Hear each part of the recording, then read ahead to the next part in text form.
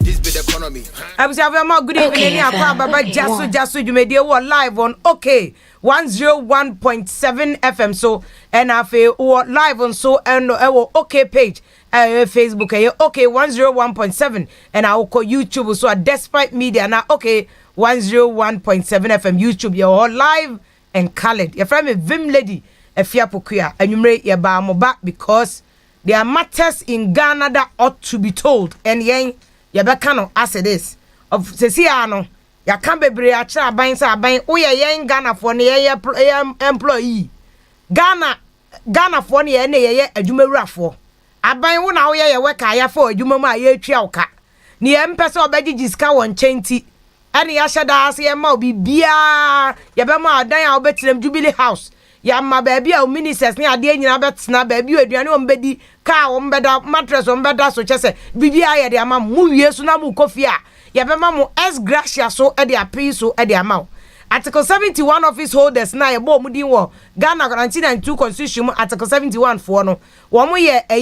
MPs ministers judges o mu nyina amra ne say emfie 9 bia ye nti committee ne ye hwe o mu conditions e monument any allowances ye de mo mu nyina ne nka mom na afen sesen de de be ma o mu ebeka ho ebebo ano se de bo o mu kofie no sebe o mu nkoba asesa e wo ho enti emfie 9 4 years bia no we pay as gracia to article 71 office holders enti memo ani mre MPs nkwa anya MPs nkwa na eje article 71 sikanana as gracia ministers GB judges GB 4 years bi o mu GB woti ase obi a chief executives na o mu da aban nyuma te se snit VRA any idea o mu nyina wo mu je sa as gracia ni bi edeko but then what is this Ghana for na ye ya employ aban adwumam ya employ ministers na adwumam MPs de o ma gina me ato aba mo because o mo de wo mo employees ye Ghana for na o mo to aba mo constituency so but me ni umienu ni afa aban adwumam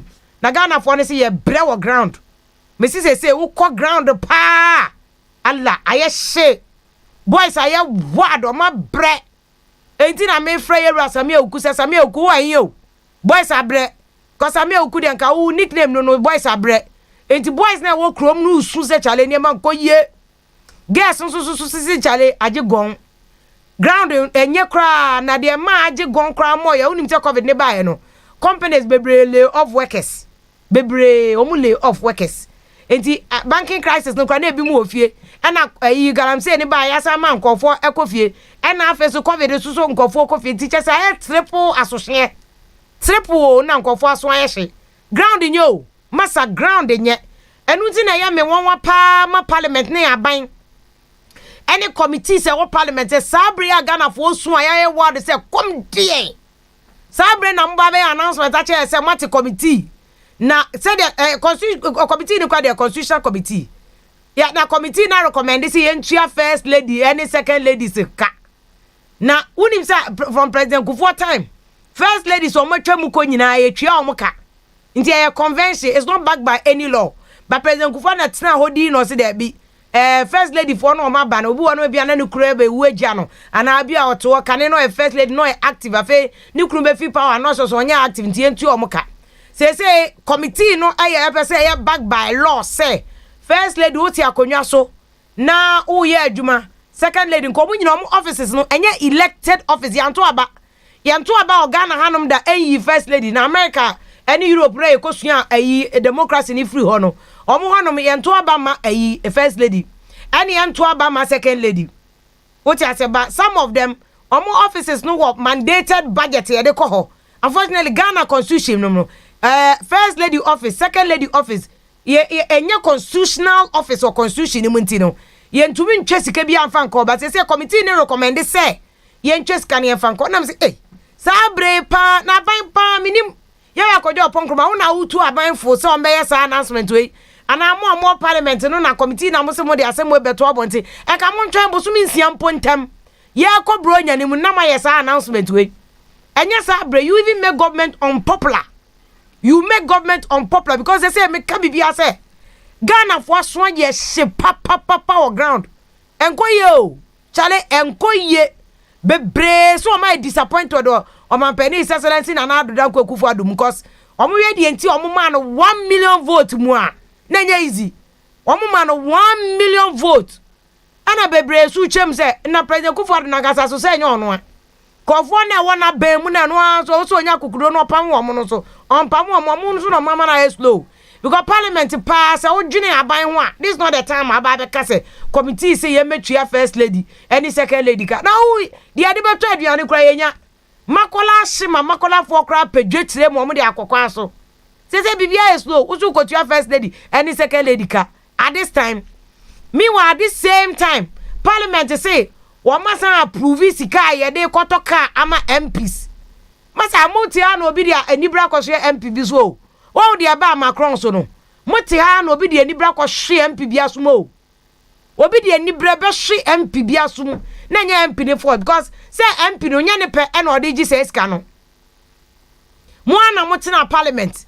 E na mo say mo approve loan si amfa koto ka Emma MPs. But this is not something that is new. But what anyway, enya de foforo. MPs e wa Ghana ha no 4 years bia yes arrangement so. Na MPs ne kra de onim. Wo de wani bra kra koso MPs so ame na ye me ya because MPs omo nya bone. We ya de ekoto ka sama MPs on be tua o. MPs be tua ti wo mo salary ye beti. Ye beti ni nyina wo MPs salary mo. But the e was Ghana for ye upset. There was a Ghana for more Japan here, ministers. Ministers and cars near the mom, your mom 2 cars. Saloon, Ketua Bako, near man 4x4. And so back V8. Ministers in the no. Woman Gio. And yellow no. And the same way, see a perceive bufwa. Me a bufu ministers mum. Ya di 2 cars and my ministers bia. Omun loan bia. No chicken 4 years na can near dada. Near auction car na mano. Ntubo se bi a car pa wo hwa e about 1 billion and I say ye e bi a car no cry ahe 8 billion near auction car no 20,000 200,000 near the amano because of a minister we car no 4 years meanwhile Uber car crowd koto Uber na ye use home second hand no cry ye use to 4 years how can say Uber nya 20,000 meanwhile 4x4 mienu V8 any saloon near auction near the ama minister. So the president mama call ye na nkofo so omkoje cars no. Sa cars mfa ni atonton ama ministers so tu gia enye ye transfer the abanidin mu. Those are the things Ghana for bebre you are not aware of the intricacies of government and the governance system no. Enti Ghana for the table baako ani afa ye kura ani ye ko oh ya ji cars ama MP. MPs no they are going to pay.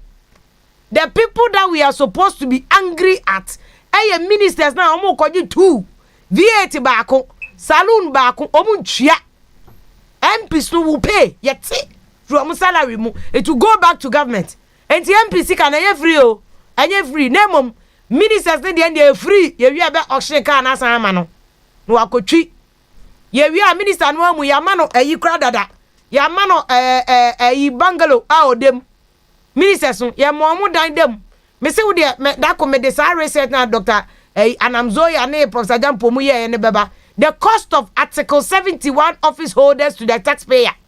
Na Ghana for no da ye be kan se hia no muntie. De bi anti na ya no me Ghana for no. Ye kan se ma muntie mu pede nkofo kokun way against way na YouTube na ne za 1 million views. Mama yem policy ye sika o. Think about what tax.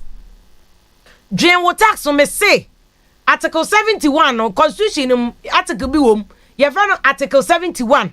Ofa constitution copy bia o kan ye be ye sa article 71 ye won crofobia ye chia omo ex gratia ye mo some conditions of service including entertainment allowance eno ye at the time anipa no ye adwuma no wo ye adwuma ni wie 4 years ana 2 years ye pam no kra emra ne si ye ntua no ex gratia emra ne si before aban ote akonwa so ne be kono ye nti committee in discussing the monuments and allowances of those Article 71 office holders.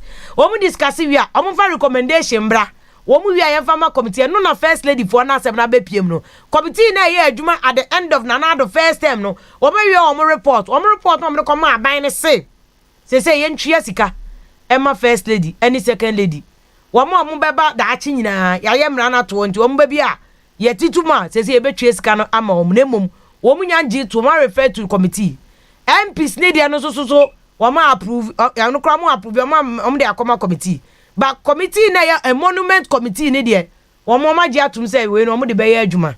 ti mini umienu sika na ye pe bia ton jene ye pe bia ton tos ye pe bia akoye galamse kakra yen sabeko ya no na zeze ni nyina ebroskoto no enu bi ne ye dekọ see don't be angry at the MP me say MP so o musika no ko metua but me say we nyina che how our ground enye ground che say ground aye shit boys nya adwuma nye girls nya adwuma nye me so won adwura de na ba ye no a shoot ni ba ye ne yate commission a mo ye nhwemu wo adwura sem no ni nyina che o say the ground enye come dinkrofo come dinkrofo ebi didi but come dinkrofo see the question is why am na edidi wo Ghana no mo amu didi mo ehu why am na edidi wo Ghana na MPP MPs ni ministers na mo aso mo na nado say ya nkofo kase ye nkofo kase tia na nado mo MPs ni ministers mo ka ho obia ni abre a o pa bidio be kwa kodi wo fie not to even do anything to help government say na nado be ko after 8 years so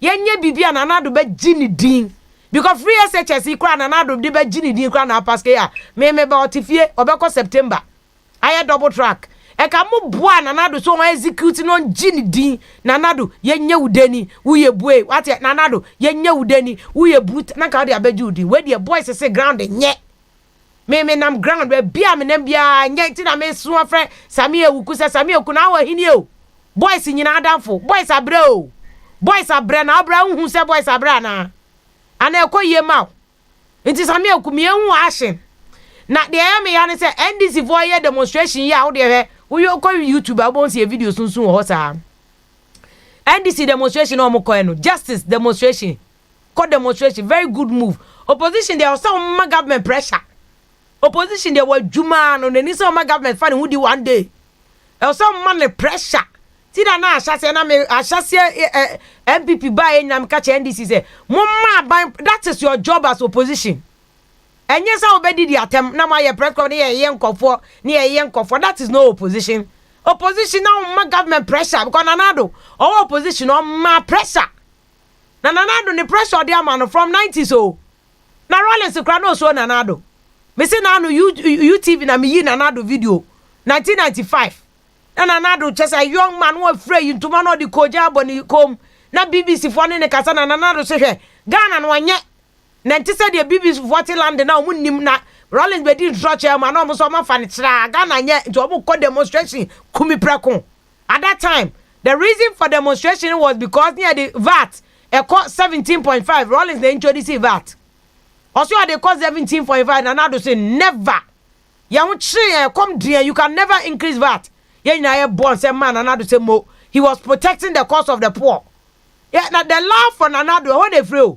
nanado odo nanado nya ya nanado oko elections they no lose no oko election no lose a lot of Ghanaians were saying that still ye nanado because people loved him so you be a okoma oni biefo or you be a oni biefo ho akoma e wo be o wa badaye that was VAT at 17.5 and they VAT is saying but you can understand why I edge VAT saying the media I'm in favor of every tax so I just said tax e bogus nti me tu VAT yes but tu VAT enyame ya me koto aduane papa ya no mo je me VAT I'm happy to pay ya GIG tourism levy 1% I'm happy to pay get fund levy ni age NHI levy I'm happy to pay me salary yeti I'm happy to pay me yeti me NHI levy wo me salary mu ya sign ti e wo bibia metom enso me NHI no kwa me use bi but I'm happy to pay say obi a oni bi no should benefit from me there sani e de plan on mine eti ene ya give 17.5 cry is good let's pay nanado point no that at the time no 95 nana Rollins obeje no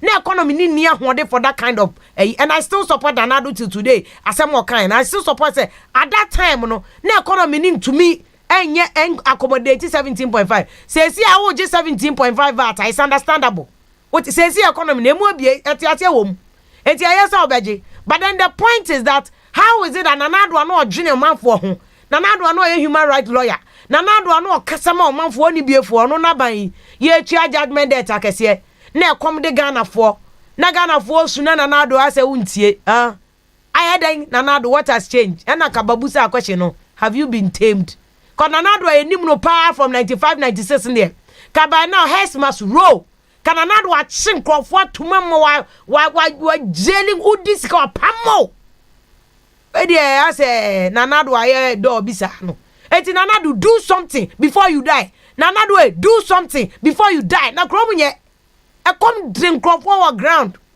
say sika na musimu coach ya first lady mun suspend it someone suspend this say the boys are ward me say mama mu nya mo wa minister bi be ko assignment baby obi hwe be hwe na sum no e be che Macron de no e violent. I don't approve of violence but onipa de ahomte na ye bone what you say owo ye so de ahomte na e ka ye say mo ground nye eti mu amu aben mu amu advise government no mu hwese mba advise government say on China na ma bi nye etuto ye ansa na ya ye niema bi. There's a time Bible crack in Ecclesiastes. There's time for everything. Mun China niema bi ntuto ye ansa na mu de niema bi atuto because oje won sika ye coach for first lady frame for sa video no to school for nkola amuko schools under trees. Vimle di me vim foundation ye to kwanko villages enkrasia ni akoye school dan where ye corner of ye koto desk 200 and over ade ama schools under trees ankola no wo munya baabi na enkola no omo trade form no omo trade na hwe sika ye de koto we ama we ye de koto we ama we patcho ko Facebook se si abon se ye de ato uko Facebook se si abon se ye de niema ni bebre ato wo hwe schools under trees enum ne eniema awdo na abon se yes chale enye ize kra nkola chese omo da form ena omo trade e kom de nkrofo chese nkrofo abre ebi kra wo no omo trade e wo ayi first desk so na ni nyina ya Ghana hawo no owie ni akola okọ ayi first GYASO akosua de na wa hwe akola no be den wasua de wo de ko na kohwe nti e wo sika se ya what can't we do si e wo sika se ya ebetumi de aboa Ghana fo nkola ye wo sika se ai betumi de aboa Ghana fo nkola ye wo sika o ai betumi de aboa Ghana fo nkola amoye schools and that ukọhwe edan bia obitim so osua de aba betwo BC na obusa se da ben no otumi akodu abroche eti ye de ehia ansa na ye de fata ye de ehia ansa na ye de fata free SSS ya ye nye sika nsi do matwisi a ene nkola ye double track ye wo sika we kra ye de besi ayi edan amankola na tena so munyina akọ once a double track bia em ade ne yenye no ade na MPC amwo Ghana munyina am sacrifice o yenye sei NDC MP Dafia Mokpasi o MPC bi wo mo fa Uber ana om de ko parliament so no abu ankasa until you give us evidence of the MP so muti Uber we will not take that MPC ben a muti video mo muti Uber na da no mo ba last election parliament 2016 parliament si EGYASO my bi mo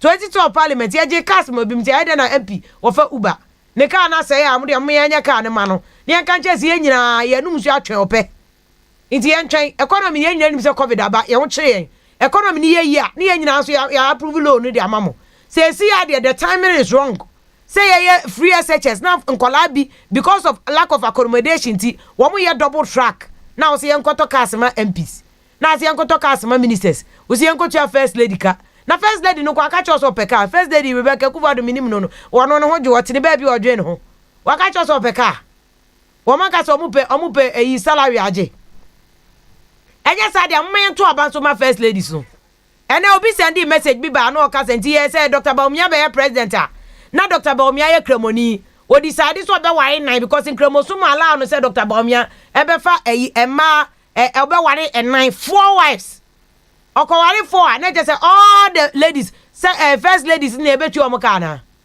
all the first ladies ebetu omuka ana obi kra won ma no e Christian so no a traditional person waya amamre ni wonye Christian waya obi won mo ya amamre ni wo so Ghana ye customary law no e makwan say obetimi aware bebre under customary law enti oba no se me de me nkwa asore me de ani se me de amamre lie enti me de me ware bebre no be ware be 4 5 enti ebetwa o munyina ka na ana a lawyer can argue that is stretching the law too thin okay eno so ya wo so adwen so the question dem pa na say Ghana no ye pe e de na hia ye sese ye against the na fata police for aye kasa accoutrement kromu ni bi me na better na kasa police for uniform to de be mo musudi na no ye nyina ni twa fire service wo mukodumja e wo de sen ayi fire service wo mukodumja o mo anya nsuo kromu ni bi military for ayi bema camp for na de wo mo ayi ba e ka fire tender by no bedu meja no makola asana fire for no e konya nsuo ni bidi aba.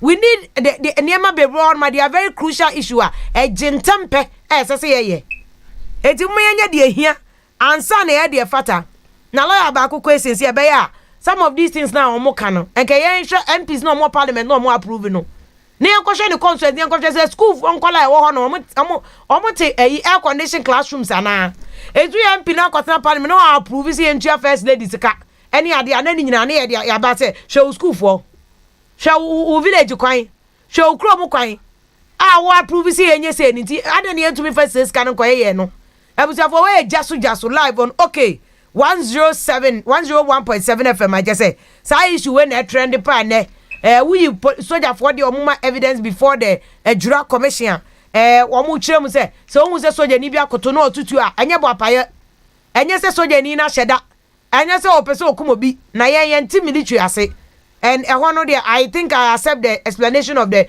4BN commander no say soldier ni koto a ohunu no no say soldier ni no koto ya no kwa say wan fire etuo bia o omo say wan fire etuo bia etuo ben and I can't two people no say crowd na demonstration omo and omo tutuo no na yera Kofi Boache commander 1 me wo fa no we kwabri ni papa na Kofi Boache so yo bi a we ballistic expert omo expert omo tumi chese etuo buba we fie etuo we mu efie wabin pa yera Kofi Boache wo nkwa de yensuro he will be able to check say bullet na ekum nkofo no if police photium if soldier photium anase eyobi ti abrofre de e na obi di isabone no ana nyina e beka wasem ye ne lawyer question so e be twetwe nkomam ya ma ahwe issues nyina say who are the MPs mu kotna parliament yeah no ma approve no.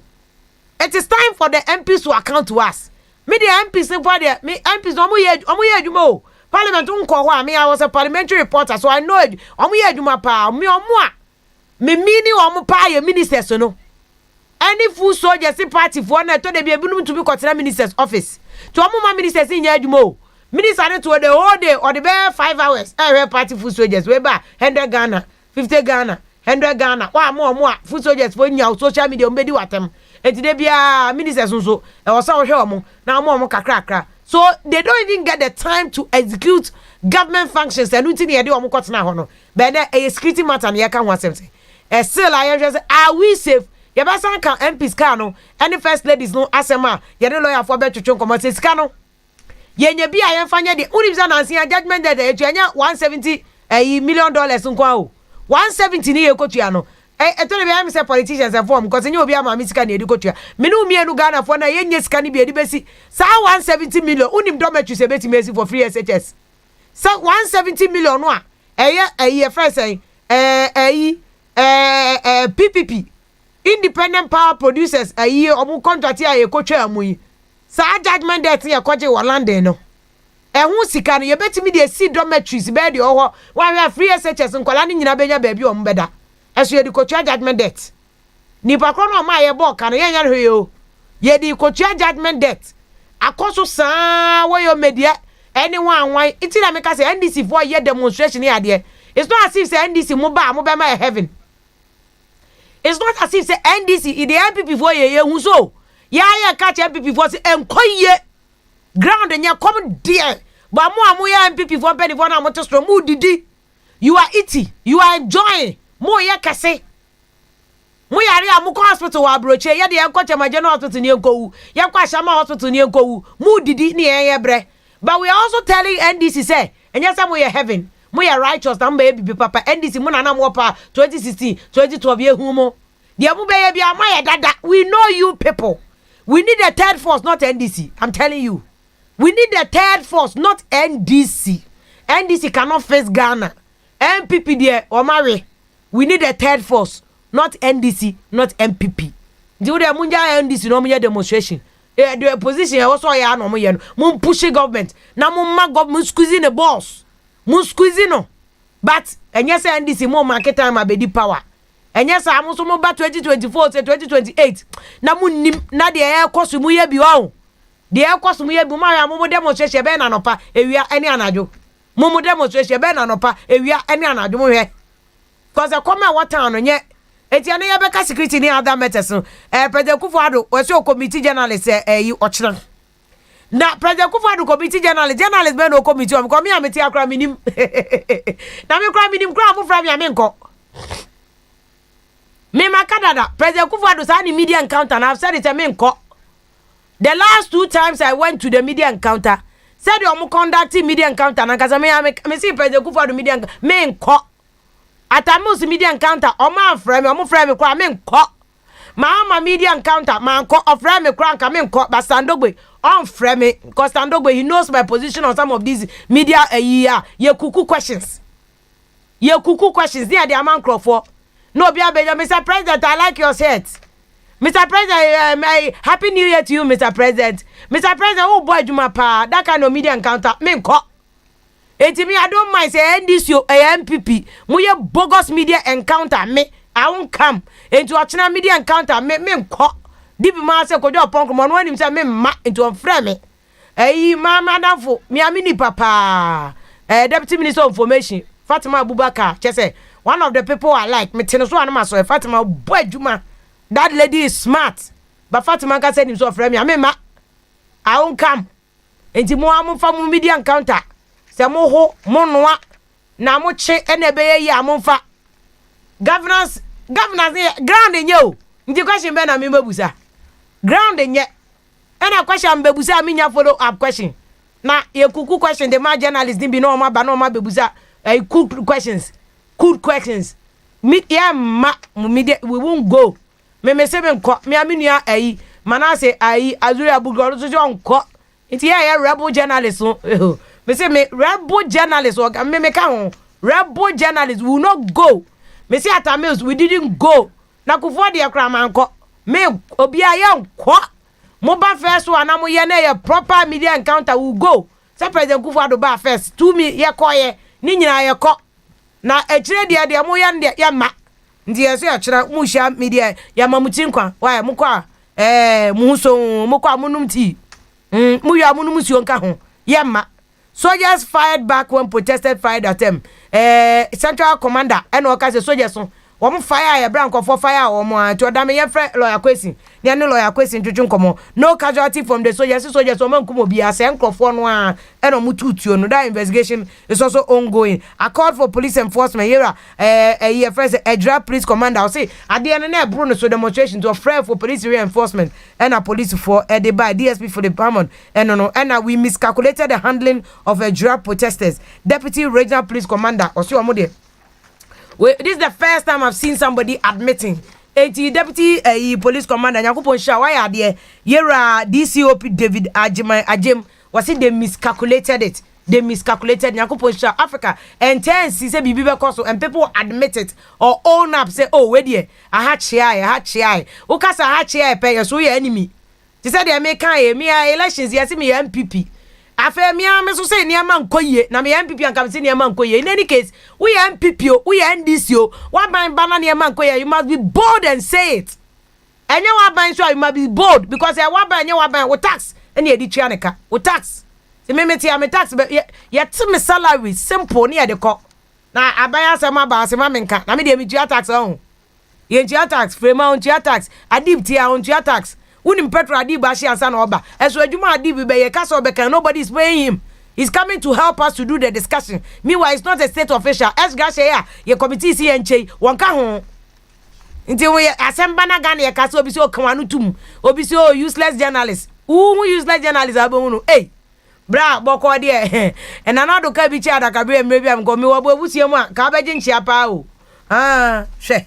NDC youth no so much challenge salaries for presidential sprite na mo NDC okay mo so much taxes so you have a right to speak and mo so they are challenging committee no by committee report and mo NDC youth time lodi na wo ho na etua former first lady nyina bi mo ankasa mo say MPP abanti and dem this is the kind of thing mo ma independent youth for ankasa be say 2024 and beyond is for the youth mo form a political party na mo nya third force yen to ba na mamo na mo sanga na NDC ni MPP the same kojo ya no mbeye demonstration kasa obetena so no to bedi the same kojo Etienne kwa manu to ne opening kase honorable Patrick Boama MPP Mashebedweni Okan Kwai Central deputy minister and chairperson of the finance committee Mashebedwum ne musa ne sa report ekosi sen honorable anwumrei yamo adwo good evening Joseph Yawajo no chief for ne adofo nyina what to say me hu ye unim say me dia me pe wasem dadanti we na kwa hwa na matumi amusa hard question ba me so de makata mani abusa o busa my juma na yin na mo ya dance pa honorable one say mo call meeting and the parliament yes mo approve committee no a monument committee no report a constitution say 4 years bia o monte no pa cheche mo nya approve and afa ne de abeto committee of the whole parliament anim you mpacho a monument committee report there a 7th parliament na year nwajuma. Oh, okay. See, a last parliament. The many can say, having a president, or setting up new committee and all by that I don't know. But the conference same way you know by a last parliament as well.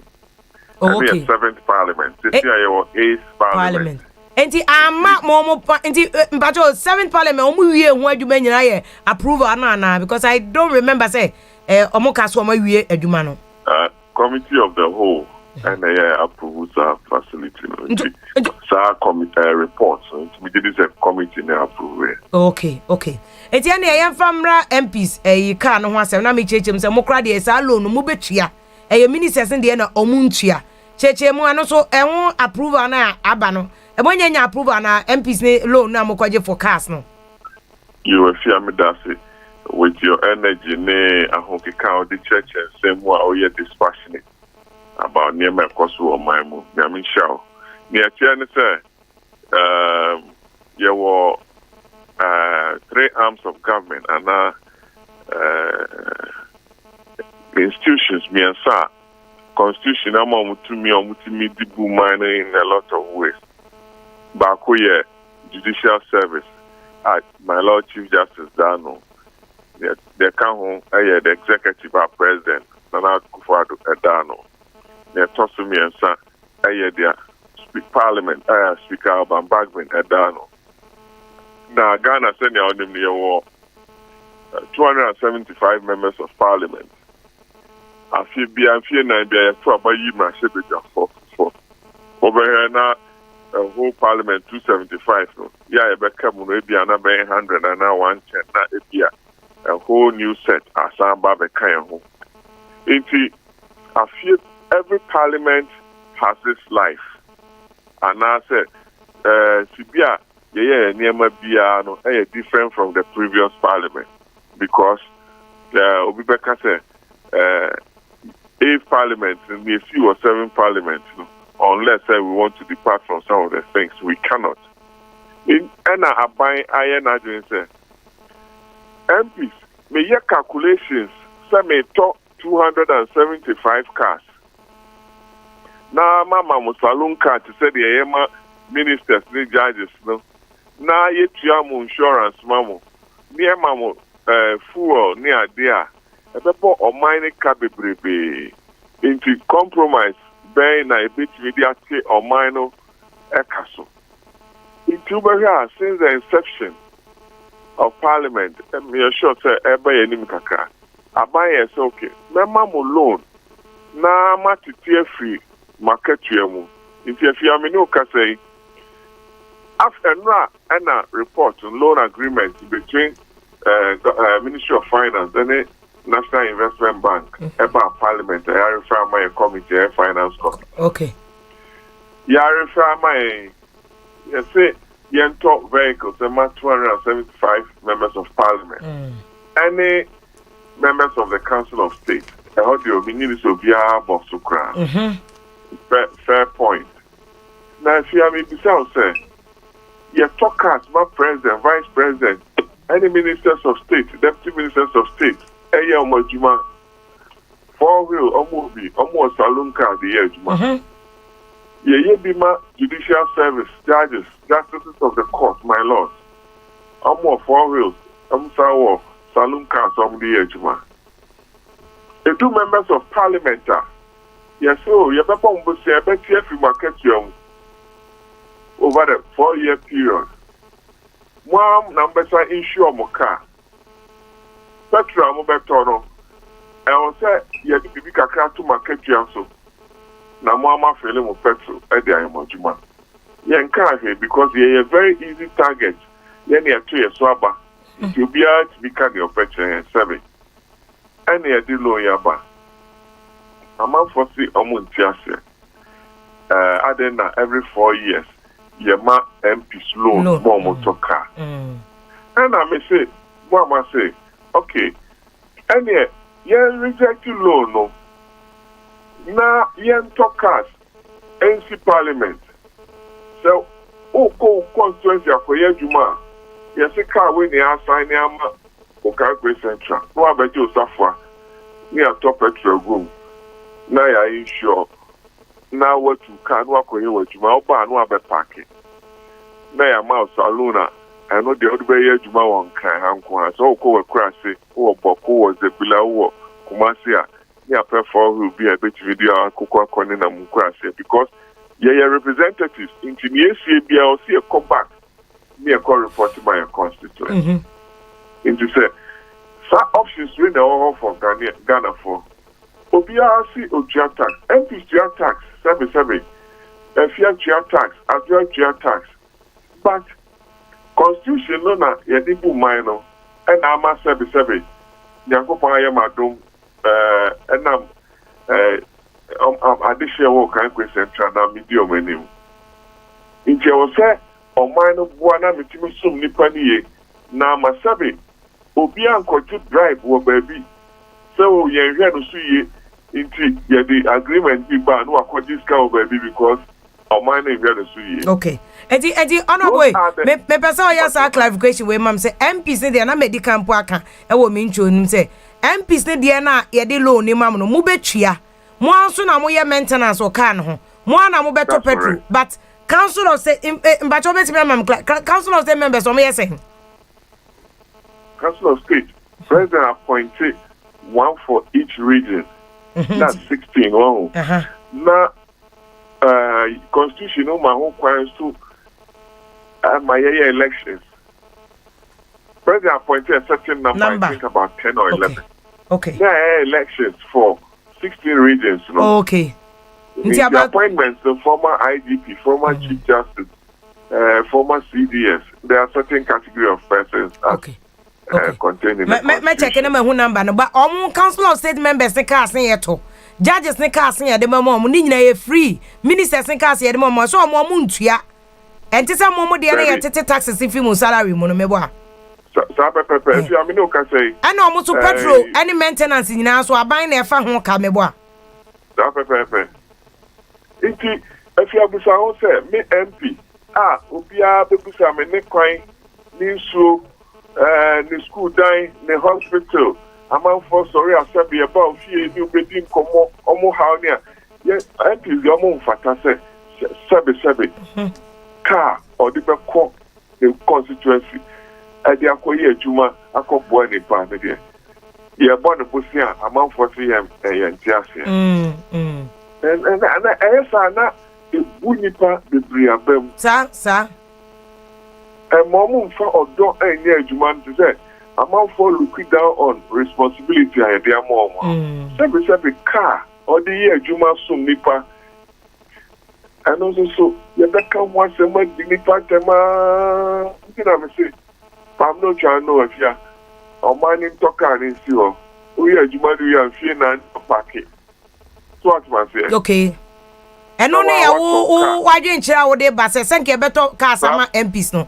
Aban na nkasa ntone kan si wo uba na ye adwuma wi ana de aban de ama no no I do dey si ona call baby eno ano na ese ka na say o ense o aban na onye mboso no I maintain no I sure that person na me tire okay no adenti na asemi ba MPs de enkwampo na air trend o ene ye kwaje loan we na na me ye education say MPs kra de beti mo salary no kra ma ne atie fi salary mu ba ministers de no mu ntua kapre ana ministers ni de na MPC ama mo dan mebo a esu ministers ya ma mo bungalow ya mo entertainment allowance shirt o mo be she jarabi o mo be she nyina ye twia de ma o mo council of state for judges ni de nyina so ye de petrol begum ye be sa maintain cars no But me adentina omo de no nkra nkofo nka de no enye news magana fo na eto abana se mo MPs nkwa de na eye news man nkofo ade mo ya omo bibia na every I mean me want some kind of was to check thing na ya nyame asem me can say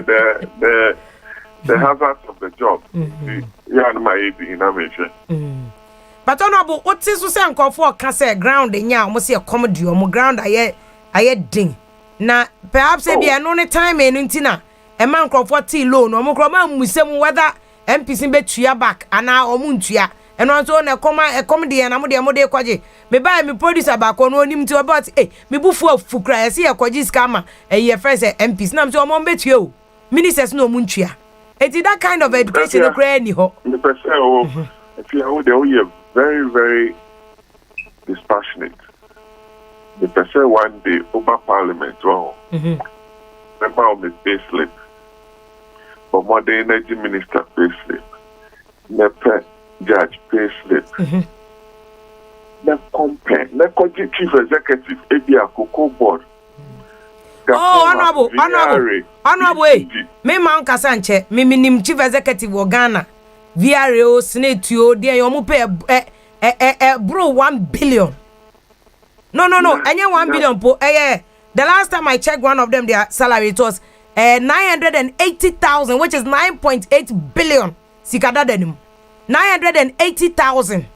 9.8 billion. Yeah, no. Honorable yes, Bosumi asem na make 98,000. 98,000 oje. 98,000 and oje. MP ya tete na wajipi 8,000. I'm telling you. MP pay 8,000. Abra you despite a baby cry bro MPC o. Me catch you. You better no car loan. You better no regional party. You better no national party. And there is up also be. But any taxes so clear. I'm telling you. MPs be brave. You vote and being commercial. And Kalmino crowd will support them to be paid well because a jumo up and down. Make sure if you to be an MPC, TMCC, near mano, quine or chromano. I'm telling you, say any MPs, can a so nipan so nipan saying kakani or one on school fees or jail hospital bill above. Only be crowned up bubbles here. The interview, national service for a while. On the catch say, no more parliament, no more names and sign an MPC here, Juma. We 6 sometimes to 1 a.m., 2 a.m. You need come out for it will be a 7. It can be a come on your pay. But I'm saying, honorable Moaso, MPs so, Mon Kamasem, and Uncle Fortress said they will pray our primaries. Said ambako parliament and na my next question was that any sa condition na enye say ya ade na ya mo pre parliament because you primary si bi sika anko for sign no mo de wini primary sa na sa wa unim sa ukoyi ka kra ukwaje kra ukotua e dan aban ma wo study obi o ha onim adwuma na ne so sabe o de no nyina begusu oba no abusan say it is an tie ne wo yanka but on the job room, I shall do a circle to some mention. Where now, Betty? When you are at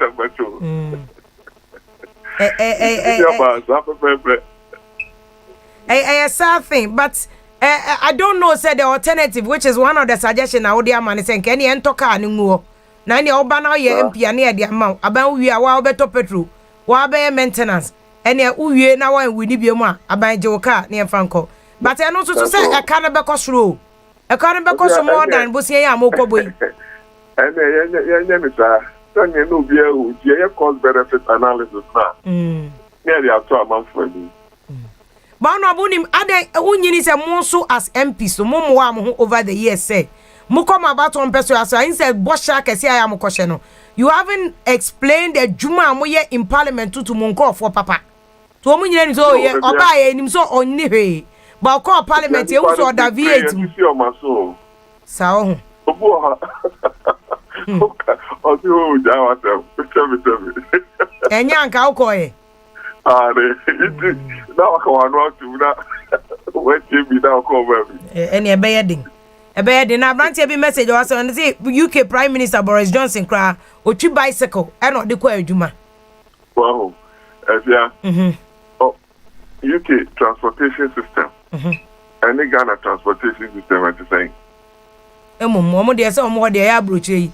Omo de ya better. Train ni ade ne nam ha, buses ni nam ha, black cab ni ade UK kra de omo black cab ni ade nyina ho.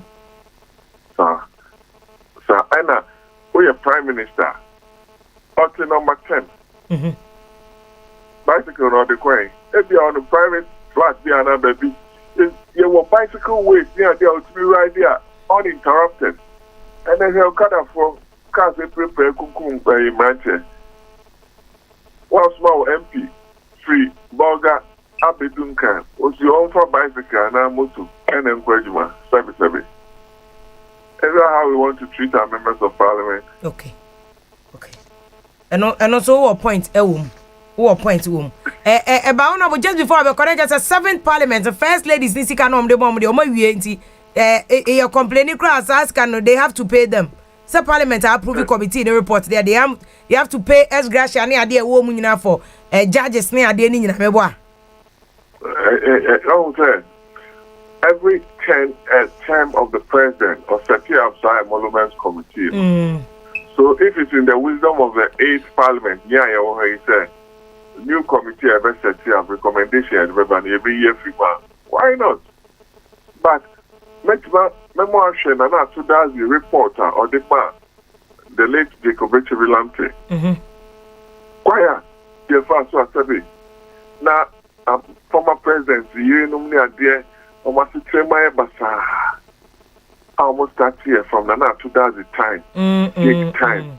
Eba kakran ya bedu sabri. Sabi.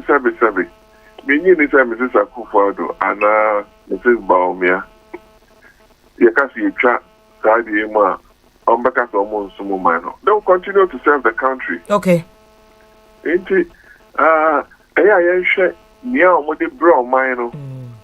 Rather than Bibi Kakra, mine also, Oberhesa, First Lady, why no one said the Basa, no, I call UN conference, ECOWAS, AU, said the Nico bet my head. But obey me, I could Bibia, I won't say tea. A bit me this was so Bonnie and then Ubasibia bro mine. Sometimes we have to also look that far. Okay. Okay. Mato was honorable na you be message or something. I'm adding matter my Jew diama. Oh, Debbie. Sabi the media bano. I'm not a mechanic. Sabi a bendy man. I know so. Oh yes. But I like points already and here very important. Say number 10 or baby a number 10 wo any baby a parliament and our office no one. Close. Inti se bianca baby MPC tie no. Ti say the President Rawlings abreso person omo yes akoma no flat omo sima MP so. Senka ben parliament dia na nka from her to say inti you can ride bicycle what the be kwa anka be a problem be any but we don't have that kind of system here. But I'm also aware of Dr. a lawyer Atodazi no Ato yes na or the handing over notes at the time na President Rawlings say call to President Kufuor time amo President Kufuor ya say na first ladies no me adada for no ntena home e common ne omonti ye baby bi kakra na ye de amomo but it wasn't backed by law but we are committee na ba mu de now parliament agia to me it will be enjoined on mine say ye tua e de momo it is said they all can now all suspect say ye maame Rebecca Kufuor-Addo ne Samira ombeka so omo nyi say scan ko mu hia me bo a oh sir me did say omo okay, they near there, but actually, but I believe that they will still serve the country with their heart. Mr. Akufo-Addo, Nima Odeba, Ghana health system, he didn't say, Obon home wedding, Mrs. Baumia, Obon home wedding, Ghana, President Kufuor, Anti-Teresa, Mother and Child Foundation, until Odina, and Mrs. Mills. How many years? Mrs. Rawlings. Well, let's look at the value they add to the system. Right. Okay. Yo. Ona mama na wase anwumre ene nkoma a wo ne yen atwetwe won sem we se hu na at least o ma ye hu enchase ewom ye da se bebre ona bo me da se ya e be din komo me pa tomato yankopon sha won so pa yeah okay central force o kai ko for so da se pass or represent you more nicely e wo mrashe bedwum abusia for mrashe bedwani ene ne twetwe nkoma ona bo Patrick Buama eye MPP mrashe bedwani o kai ko central for we deputy chairperson of the finance committee e wo mrashe bedwani o che se car no MPs no munyina betria eno kwa de ma we kranza no no abo e ba be kantina ahase na me ko betria ye ti from salary mu but the ede money ministers nti check ma me oda me check ma me say na na do ti ministers so no mo number sisen ministers ni nyina kwa de mo nje 1 mo gi 2 nti na yan hu calculation na e be no ministers ni abeji 2 mo gi e first saloon ba ko no ma gi V8 ba ko mo de petrol ye o man Ghana me no mienu tax e betria ade agum car ne say ye de beko Toyota ye de beko Nissan e mo no chia ye be say de aye car no e de o car say ya me no mie ne car say de ayi second hand spare parts ne edishem omo ministers omo car say ya omo de ayi na nya omo ko presidential staffers ni nyina age car ne bi council of state members omo beje judges omo je car ne bi e say ya aban ne be ye petrol san aban ne beto in fact ye petrol e de mo nyina every week bia MPs omo je petrol tina me kasi ye wo abufo bia ye mfa nko ministers no so omo na omo je cars no free na tese hu se de ensem ni nyina ate abusuafo jaso nie ade ekirem se de ba wa obehu ni nyina ye no abema Adib Sani ye security expert e wo studio hanim se ye be kolo ya question o ba Adib enyume ma good evening ni akwa aba good evening minia mba cho se hu ye de ye da Nyankopon ase wo hu committee no ajira so far almost setting no nsem afri mu ba we are hearing kofo bebre kra ye mo hye o ma kaka nua ba ko when obi ote omo area okra akoka said ye de ade bo kaka ne ye de no share ade am cheshe no koye is before the committee ye mempese ye beka wa asem bebre to to find ourselves in contempt of the committee and then also and then no ade ba ya ba say soldier for no kase etuo na ekum nipa mienu na free soldier for no ho almost it came from enkrofo no na obi apparently na nkofo kutetuo and almost achim bi so okoto na wo emia enye adwen se obekum nipa sometimes we scare nkofo ne ade una ye security expert how do you buy sa asem na omuka committee no anim no well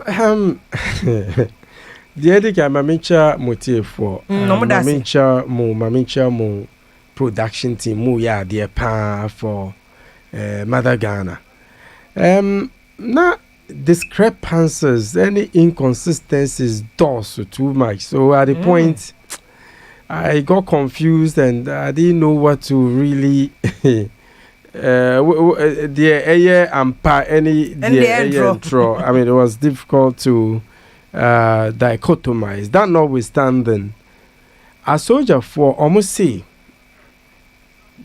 like you rightly mentioned, now. Almost say highly likely say obi to a tour from the protesters, right?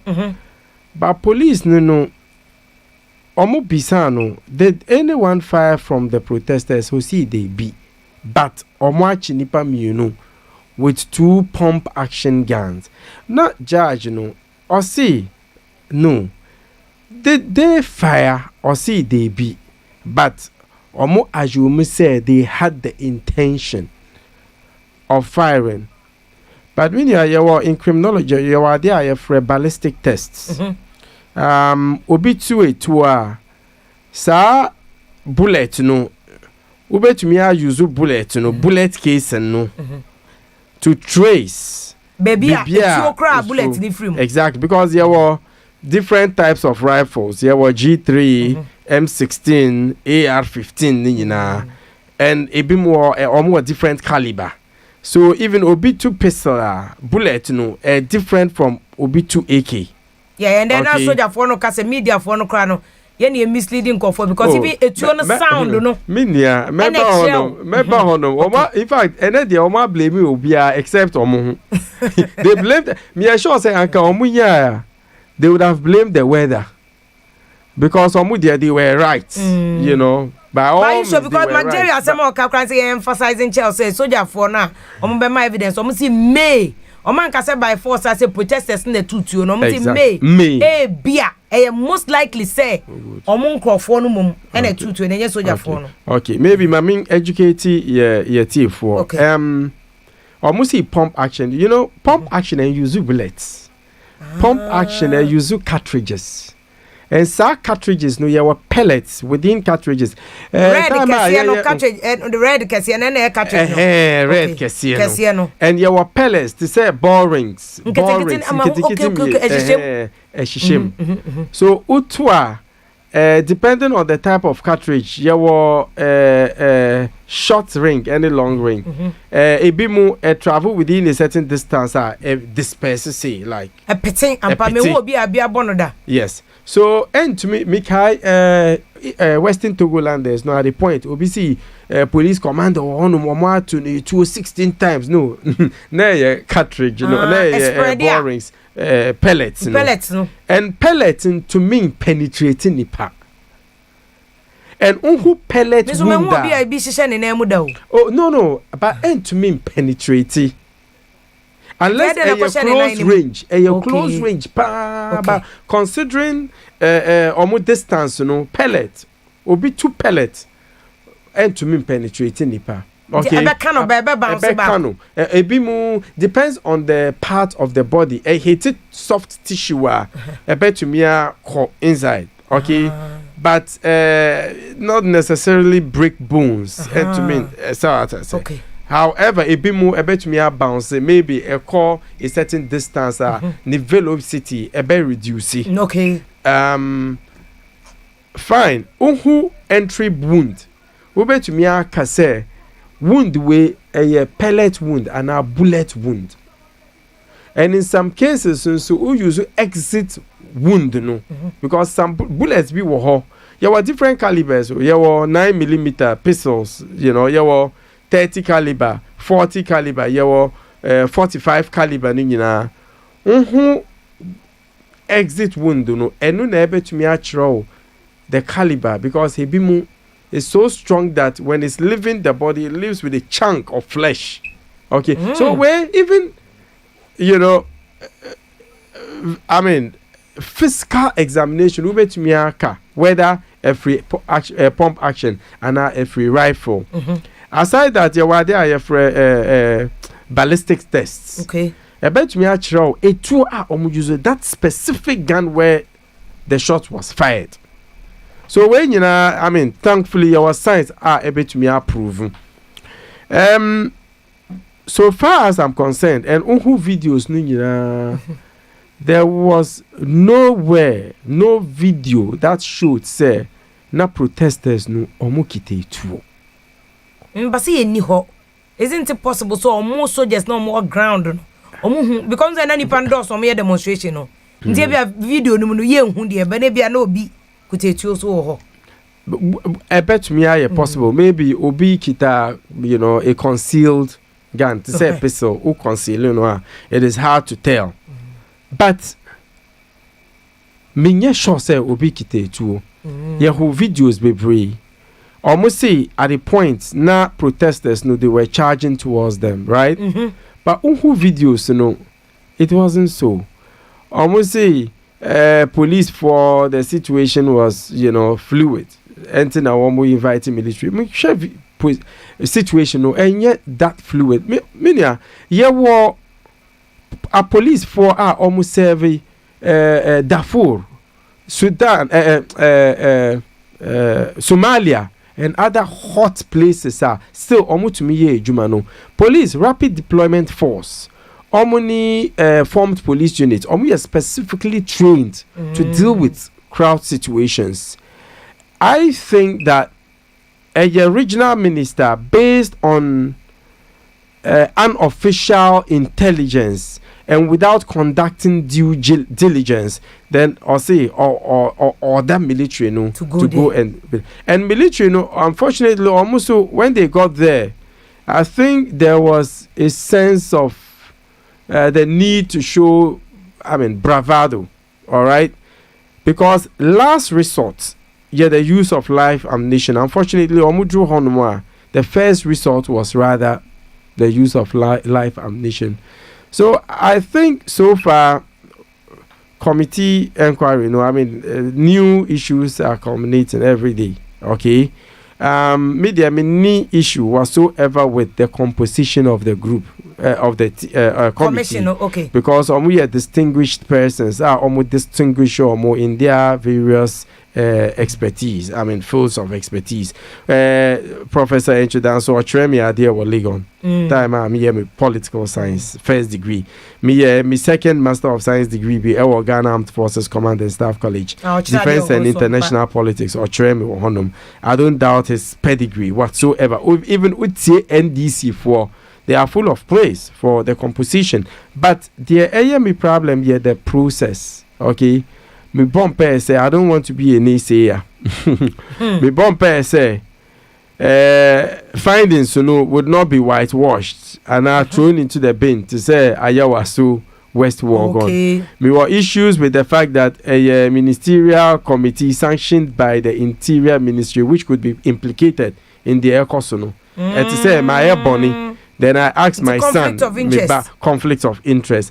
Aside that, I then the Interior Ministry because defense as a matter of fact, they are even at the center stage of the EGYASO. And the problem is committee where need prosecutorial powers. Okay, they simply just present their report to the Interior Minister, and Interior Minister no be taking the next decision. Maybe to say a friends GYASO West go committee report commission powers in there.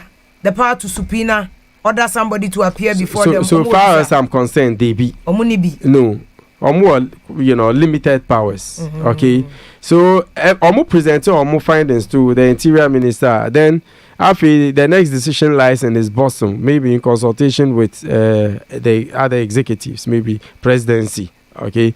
So, I think that Anka Yabetumia ensure better independence so far as Omijima is concerned. But I'm worried about the now can say as a police soldier for any police for na in someone more can on shadine and correlation security and tasum just untumi jindi baby or more kono. Exactly, because not inconsistencies. Unfortunately, you see, my problem. I don't want to prejudice. Okay, okay. But my problem with the committee is the fact that push to the wall. Like anka hose or hobby or bit me punchy. But I think there's some degree of diplomacy, some sort of diplomacy, because at the point blame you obia, blame journalists, see. One of the biggest problems is security analysts. Security. Police, because once you identify the faults and let the public understand, say these are the faults, then people have issues. So what I say, because we see, and I'm surprised, Professor Enchidanso agreed with him, because I was thinking, the question is, Vim. Your institutions are almost training security practitioners, and I am. Here will be Ghana Armed Forces Command and Staff College, Kofi Annan, UPSA, and so many. So you train no more security. When they come out, what are they? Or more granite sellers and our watch sellers. And to say law, who call law schooler? Do you come out as a lawyer or you come out as what do you call it? A shoe shine boy? Say you'll be an law school or come out as a lawyer unless you are called. So one most young law no just for the benefit of additional keke. So security security practitioners who calls us. So far as you go maybe Nyamin or Befre, because so far as you are specially trained, an expert, you see, an expert here, any person with unique skills in the area. Okay, so once you are trained and you practice, you become an automatic. Just that they be we are professor emeritus, they be at the forefront. But the problem with Ghana is once you speak truth to power, then people start, trying to denigrate you, trying to at the point almost see auditor Ghanaian Togolese, so it is something some of us are very used to. I mean, we will not stop at anything. We will ensure say the right things are done. Okay. And at our personal level. Mami, about when I heard this, watch it, we want this education. Then I can say, no different. And their committee no so there was an issue about say journalists are born in security matters because I was say sound we say you have to 10 I also say AK-47 I also say we a revolver I also say we a 48 caliber I also say we a pump action na enim nti ade ni see na akwa report me person my side education na hu say number 2 to Ghana have rubber bullets and this I don't say people are toying with that option say adena soldier for no call ya no mu use with you in fact and the military commander 4BN commander ni chem say omu soldier for the omu use rubber bullet o okay before the committee so omu anya concept no omu be yo ofra omu no omu ba reinforcement omu they are trained to fire to kill into omu ba on the okoto they will fire you into enya sa men from into omu no omu use rubber bullet omu use water cannons to say police omu use that's why the man himself said before the committee the person was expert so uma cheche mba mama call lawyer ho na me lawyer ni enkomo no lawyer kwa me question lawyer penny ene ntwetwe enkomo ne lawyer enwem pacho ma good evening akwa baba GYASO so yo me da chair yo chair o min chair force yo that me chair ona bobo amaso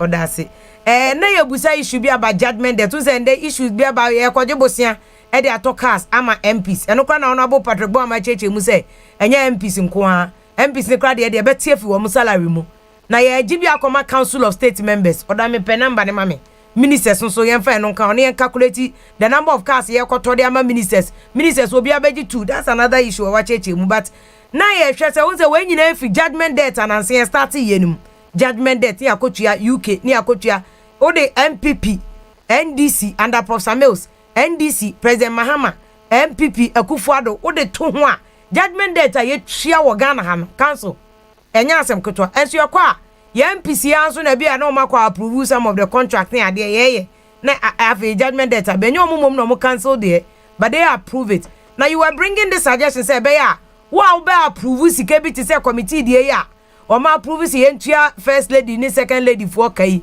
pass first lady for the twa mo kadada president Kufuor na based on atoda zimo recommendation be o mu free ho under president Rollins o mo de man ba sitting first lady ni second lady in count committee ni dey aba be kan enkai MPs no mo approve ye no yembo omudi ni enko obi ekro mi enko hwe schools under trees o mo come dey o mo pacho che sa suggestion ni mame medase enintina mo journalist kuko down so mo wo ho entifitin ne me launch a campaign e woma ye bete ye Ghana yakoto aeroplane na u blame executive so you ya de parliament approve what you say ya wa u bete sasika kakaka we Ghana government e kwa kotua in judgment that u blame executive almost say parliament in ya approve here to be parliament has approved and o man so na ye bre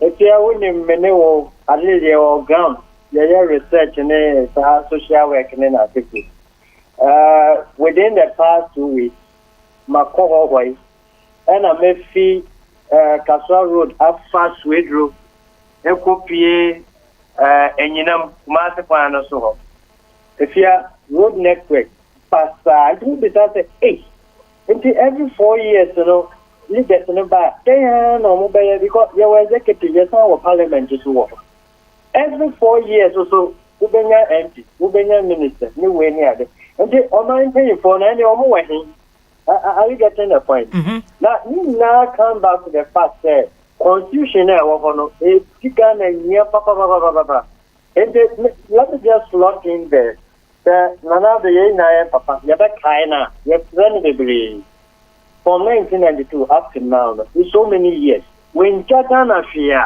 and many next year, next 2 years, or my changing Ghana constitution. Because I don't know, loopholes between woman.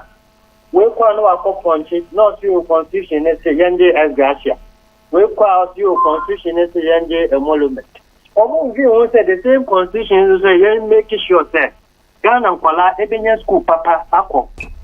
Constitution also said Ghana for citizens Ebenya good health care.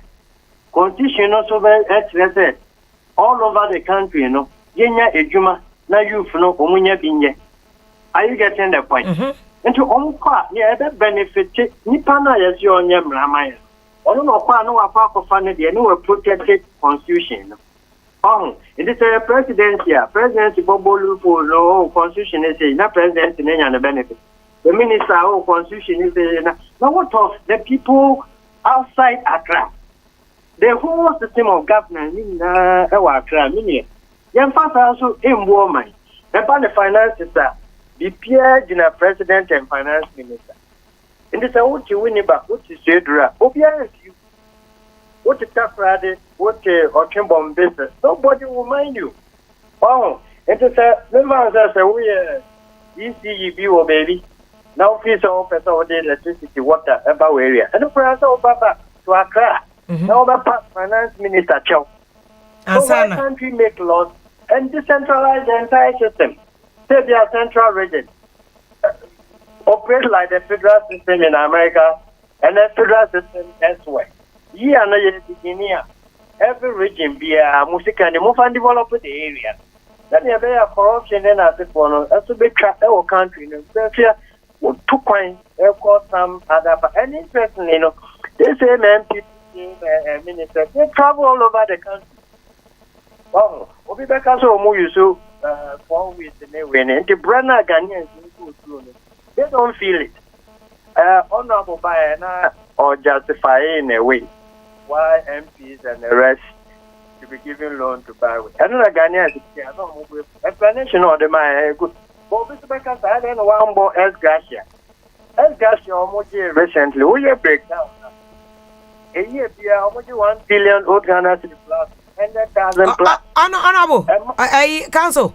Council, but you don't know who I'm now line. I come from now, Basro. Where someone can hear me per calculation now. You know. Oh yeah, what's it? EGYASO, I know Mojino. In a year, be a ecosystem, Pacho Cohono Mammy. 100,000 plus. 100,000 a year, about 1 billion year. 1 billion every year, the MPP organ. And it's in America says, our laws on some year. Then for MPP, Dimbra, say a 4 year way, no, MPP or approve it. And the honorable statements that will also approve the young just ask away. Nidimba, are you getting my point? The honorable Harina also can say, oh, my approve. Almost anything now 4 years and also, and then they are coming back to us. Then we know, say, okay, EDS way, who's our MP way, out of 275, who approve, who's our MP way, who GYASO, who Chrome, schools are anywhere. If you have any work, I know you those research who secondary schools be our Ghana ha. You say, brown, move how move for toilet. How in morning time. Ensure Andra story or UTV so who ya ensure school for El Kobunsio. That was even Monday. Serious. Very, very serious. Oh, and you have to say the $100,000 and you got it was almost 6 billion. Old Ghana cities, 600,000. Your time and Papa, or if you're Yami, we honor them, we appreciate them. But yen to mean that the MPB anywhere, on to mean talker, on one to mean talker. Are you getting it? What if I say, you sue or mobile to allowances to almost young salary home. Sitting allowances, cry a bottle or almost salary. Are you getting the point? But all I'm trying to drive at is that Ghana is a very poor country. We are just poor. We are a very poor country. We are a developing country. You know what? Look at the size of Ghana, 230 something square meter. America, about 53 states. If you are states of California and so many other states, almost size, we back perfume. That's what in Ghana, my moon now. Ghana, maybe that's it. Into one state in America, switching Ghana now. Natural Ghana Kakraka, Navrongo, Fumu, Lubo, Nena Tifoina, America state back or switching. Now, almost sit there, Kakraka, Abrabo, Bibia, Cosomaya. Net to quite see her, Winnie Bucket. Ube Bush, baby. Fiako is in radio. Ube Bush, baby. As we are MPs, and then we have ministers. Other than the Omoko Parliament cabinet meetings, and only say, hey, upon plans, that then project near Bayo, Ghana, so very funny. Are you getting the point? A human, you bet you may be a winning by point, so I'm a those in central region, so Ebena, a human. But council, what if Omubusa? Because I know, say, baby, making statements on the floor of Parliament. What if Omubusa Nebia? Because of the way your constitution at Tianoa, you had the power in our president. Omuti, Omukasa, Omuti. Okay. But who decides I have done up to now, yes, because I'm warm. Constitution about a Munji emolument. Yes, a son emolument in the end. Are you getting it? Another makers, the Ghanaians are angry, they are not happy. They were every 4 years, and by ministers, by no president, by no the same poverty in your team. If you are near and that blessed they are making, or fight, or come at the almost every member of Mania by any part. About 5 almost a Juma. Are you getting it? On any basis, so if you are all what yeah. Are you getting it? Yeah, come back, Debia, father, Debia, no chin, Debiomba. They will be pay school fees, will be pay say. Very serious matter. But lawyer, they are all canon.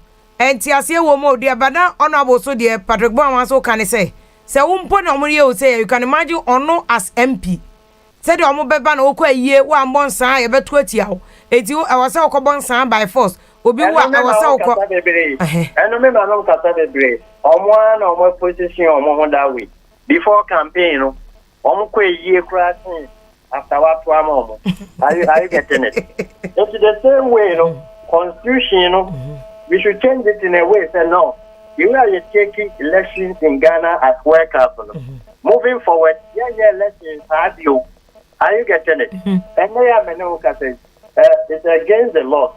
That the other two are bad.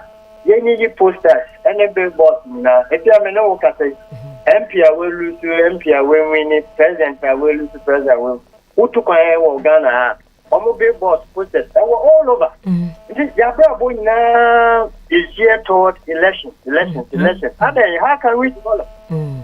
All year out, 24/7, 4 years, 8 years, 20 years, MPP, NDC, and we are not seeing any growth. We are not seeing any development.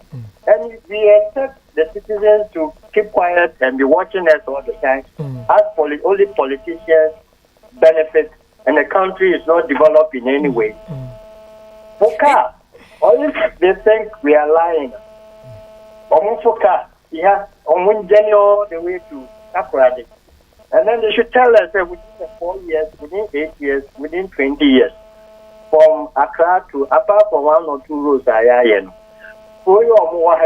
and then development, and me as president, me as minister, me as MP, media press, straight road town. Okay. Are you getting it? Same situation. Okay, but are you saying honorable say NDC MPP we kwana we aba brasso because me who say conversation say and after we change, yen change NDC MPP and answer saying no, if you are,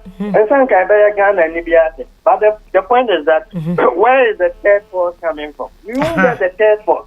If you say yes, maybe moving forward, we don't need any party system in Ghana. You get it? Young councils, all party system, so that there won't be anything MPP, NDC, and we'll all be Ghanaians. And also now the two are young part the best Ghanaians. You don't need it.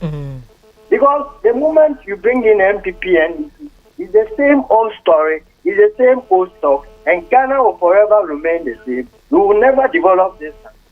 Go to other places, Rwanda, actually we can go and learn their story. How were they able to develop? They are united as a country. No distraction. They are all focused. The president to the beneficiary of the on your corrupt, any minister or MP to also be corrupt. You can't be building mansions and then getting money elsewhere just to enrich yourself, your family members, and others. Why can't you go to such countries and learn their success story? Other than this MPP, NDC all the time. Okay. The party political system will not help us. Okay. We need to change our laws to enable us move forward. Okay, but it's the same constitution that gave birth to MPP, NDC. And until we do something about it, we can even say, okay, you see, even if you are using party system, what will be winning? Are you getting it?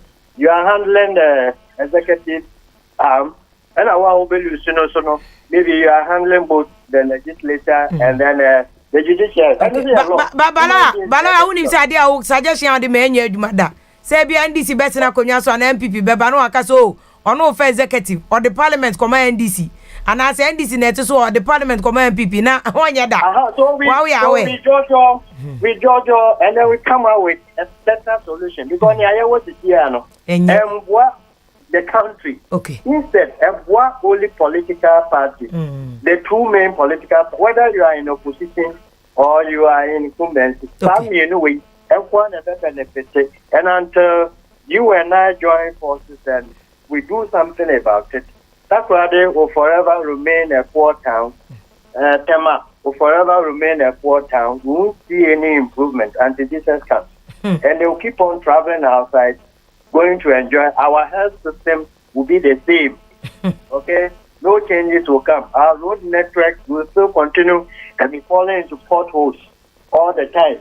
Educational system, your students, maybe university, it's the same thing. And don't tell them school. There's no law for this country because they don't see anything leadership. It's very politics. And until we have solid leadership in place as a country, we are not heading anywhere. Nobody should blame the citizens. It is leadership that will give birth to good citizens. Okay. If you don't have leadership in place, where you will say, up to date, modern times, you still have schools in deplorable conditions. So you want to transform them, and then you come public to say you want to approve loan 100,000 to share it for all MPs. That 100,000 can build schools to eliminate those schools under treat. Are you getting my point? We drive on potholes. We drive on potholes. So we ask the MPs, the 275 MPs, why Kroman or Kwa potholes war? Now what we are man so we are man so okay, that $100,000 loan. Yeah, program of Pakoya road war. Why Chrome in a hospital and yakra umuni equipment, umuni beds anyway. Now I'm so Swedro and maybe Kaswa hospital and facilities in any way. 100,000 yeah approve. Okay. And no Bema citizens say yes. Yes, executive, yes, parliamentarians. They are thinking about the they want to see change. They want to see improvement in their lives and in their communities. And all these things are not done all over the years. Okay. Okay. But and that is what is making them angry. And Ronaldo, America, so I'm very careful. But on one casa, as the men make that one shot, I'm controlling the country. Unfortunately for Ronaldo, he's the first president. Social media and adults. Even my own time and not TikTok, then I say for anyone. Are you getting it? Yeah. On no by 2017, social media baby zoom, now they cry no by last year. Yeah. Are you getting it? Yeah. And I see a falapia or phone. Oh, this is when Lydia as a leader, in terms of health, you be sure that every town in Ghana, you bet to me I'm on much in terms of education, your secondary schools, college, papa. You papa or they should have some comfort in every area of the country, not only Accra. Then the asphalt in Accra, and then you leave the other places, and then we expect those in those other towns to be happy. They are also Ghanaians. Okay. And there's nothing, maybe if you may And to purchase a wanya, our president may pay a price for sir. Association. No, Obaka says, yeah, so are you getting it?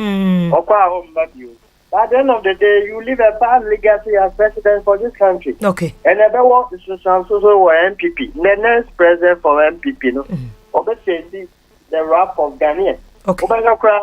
Now I try expectation now on pen and let's try and grow the country. Okay. The focus is concentrated. Accra is choked. We can't have every budget, everything in Accra. Obichi, Nabungu, approval. I have to come to Accra. I mean, what sort of system are we building? But the council. Come to Accra. Come to Accra. Why? Okay. But council said. Minister will have to approve it. Council said, "Okay, send for constitution. We will say SSC change." Me kai Prof Samuel say, "Ono kwani obi a otis our constitutional review commission no. But you man answer that kwa go see baby a president mama kra ba no. As a one shut down to us one no di free." It is so well, man. So rest in peace. But then no, who say airhead? I'm man. I'm wanting to continue with it. Or no, because who say I think I'm not slow on on quote publicly on my Bible quotations. But on making sure that I'm slow one. Ghanaians are complaining that the constitution is bogus. The constitution is not good. On your buy, okay, let me do something about it. Or show leadership. When in prayer, or beat them. Maybe now we're feeding to something man another. And to Mr. Renobebri, the way Ghanaians are complaining, we won't put the blame on him. But at the moment, JM is no longer the president. At the moment, it's Nanado who is the president. Even though we can't say on the way creative medicine, but he is the one in charge. And he must lead the way. The national police system, you only give instruction. IDP, this is what I want. I don't want to hear armed robbery again. Let's see armed robbery. That's the sound. Are you getting it? Now, India is sending the full country in terms of taxes. We can't account for what comes, and then we can't account for how much is used. System the PI and rough. Who came over to Tobut? Even one day will be mechanical and say this month no to say in the near the Bakwa with this school and I told this month no that's kind of you the government workers and they cut. Let's just tax now account now all because you judge money now man finance minister is one person all to me share issues in Kaswa, issues in Abrongo, issues in Tumu, issues practically. It is impossible. And to be a person corrupt, the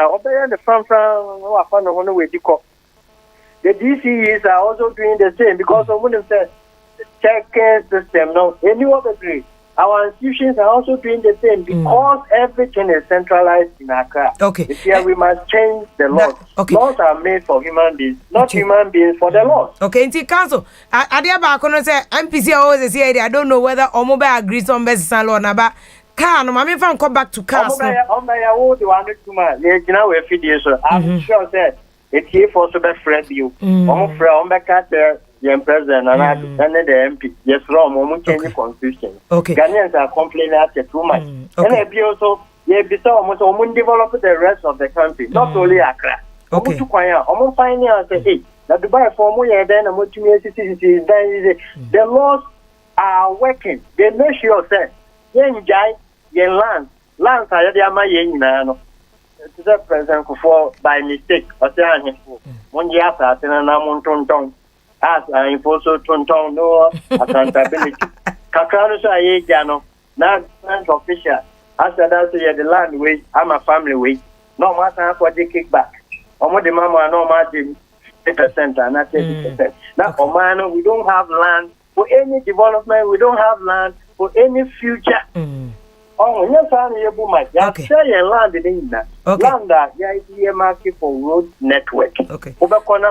Abandoned officials, individuals, my formato now, a choir say a personal. If you are a double lane, Ubecono, only single lane. Okay, council. Traffic, a queen of Musa, and a Utimana, on my craft or show. But council, my friend Caucas, no, as so, because I know they start here, I'll which as grass and a calculation, idea woman, constitutional, a favor or more strong no more didi. And I work from Nifini in idea, constitutional, command a kumia, because constitution one can be a say. If you work as a cry, once before our president Rollins Babananka. Work as a crowd, omoya collective bargaining agreement, and omoya esgrash alarm sam, at the workers. Any ye free ho, and say ordinary Ghana workers, ni minu me and esgrash and alarm sam nibi. And so politicians, they or the asham ama politicians say, omoya judges NJ.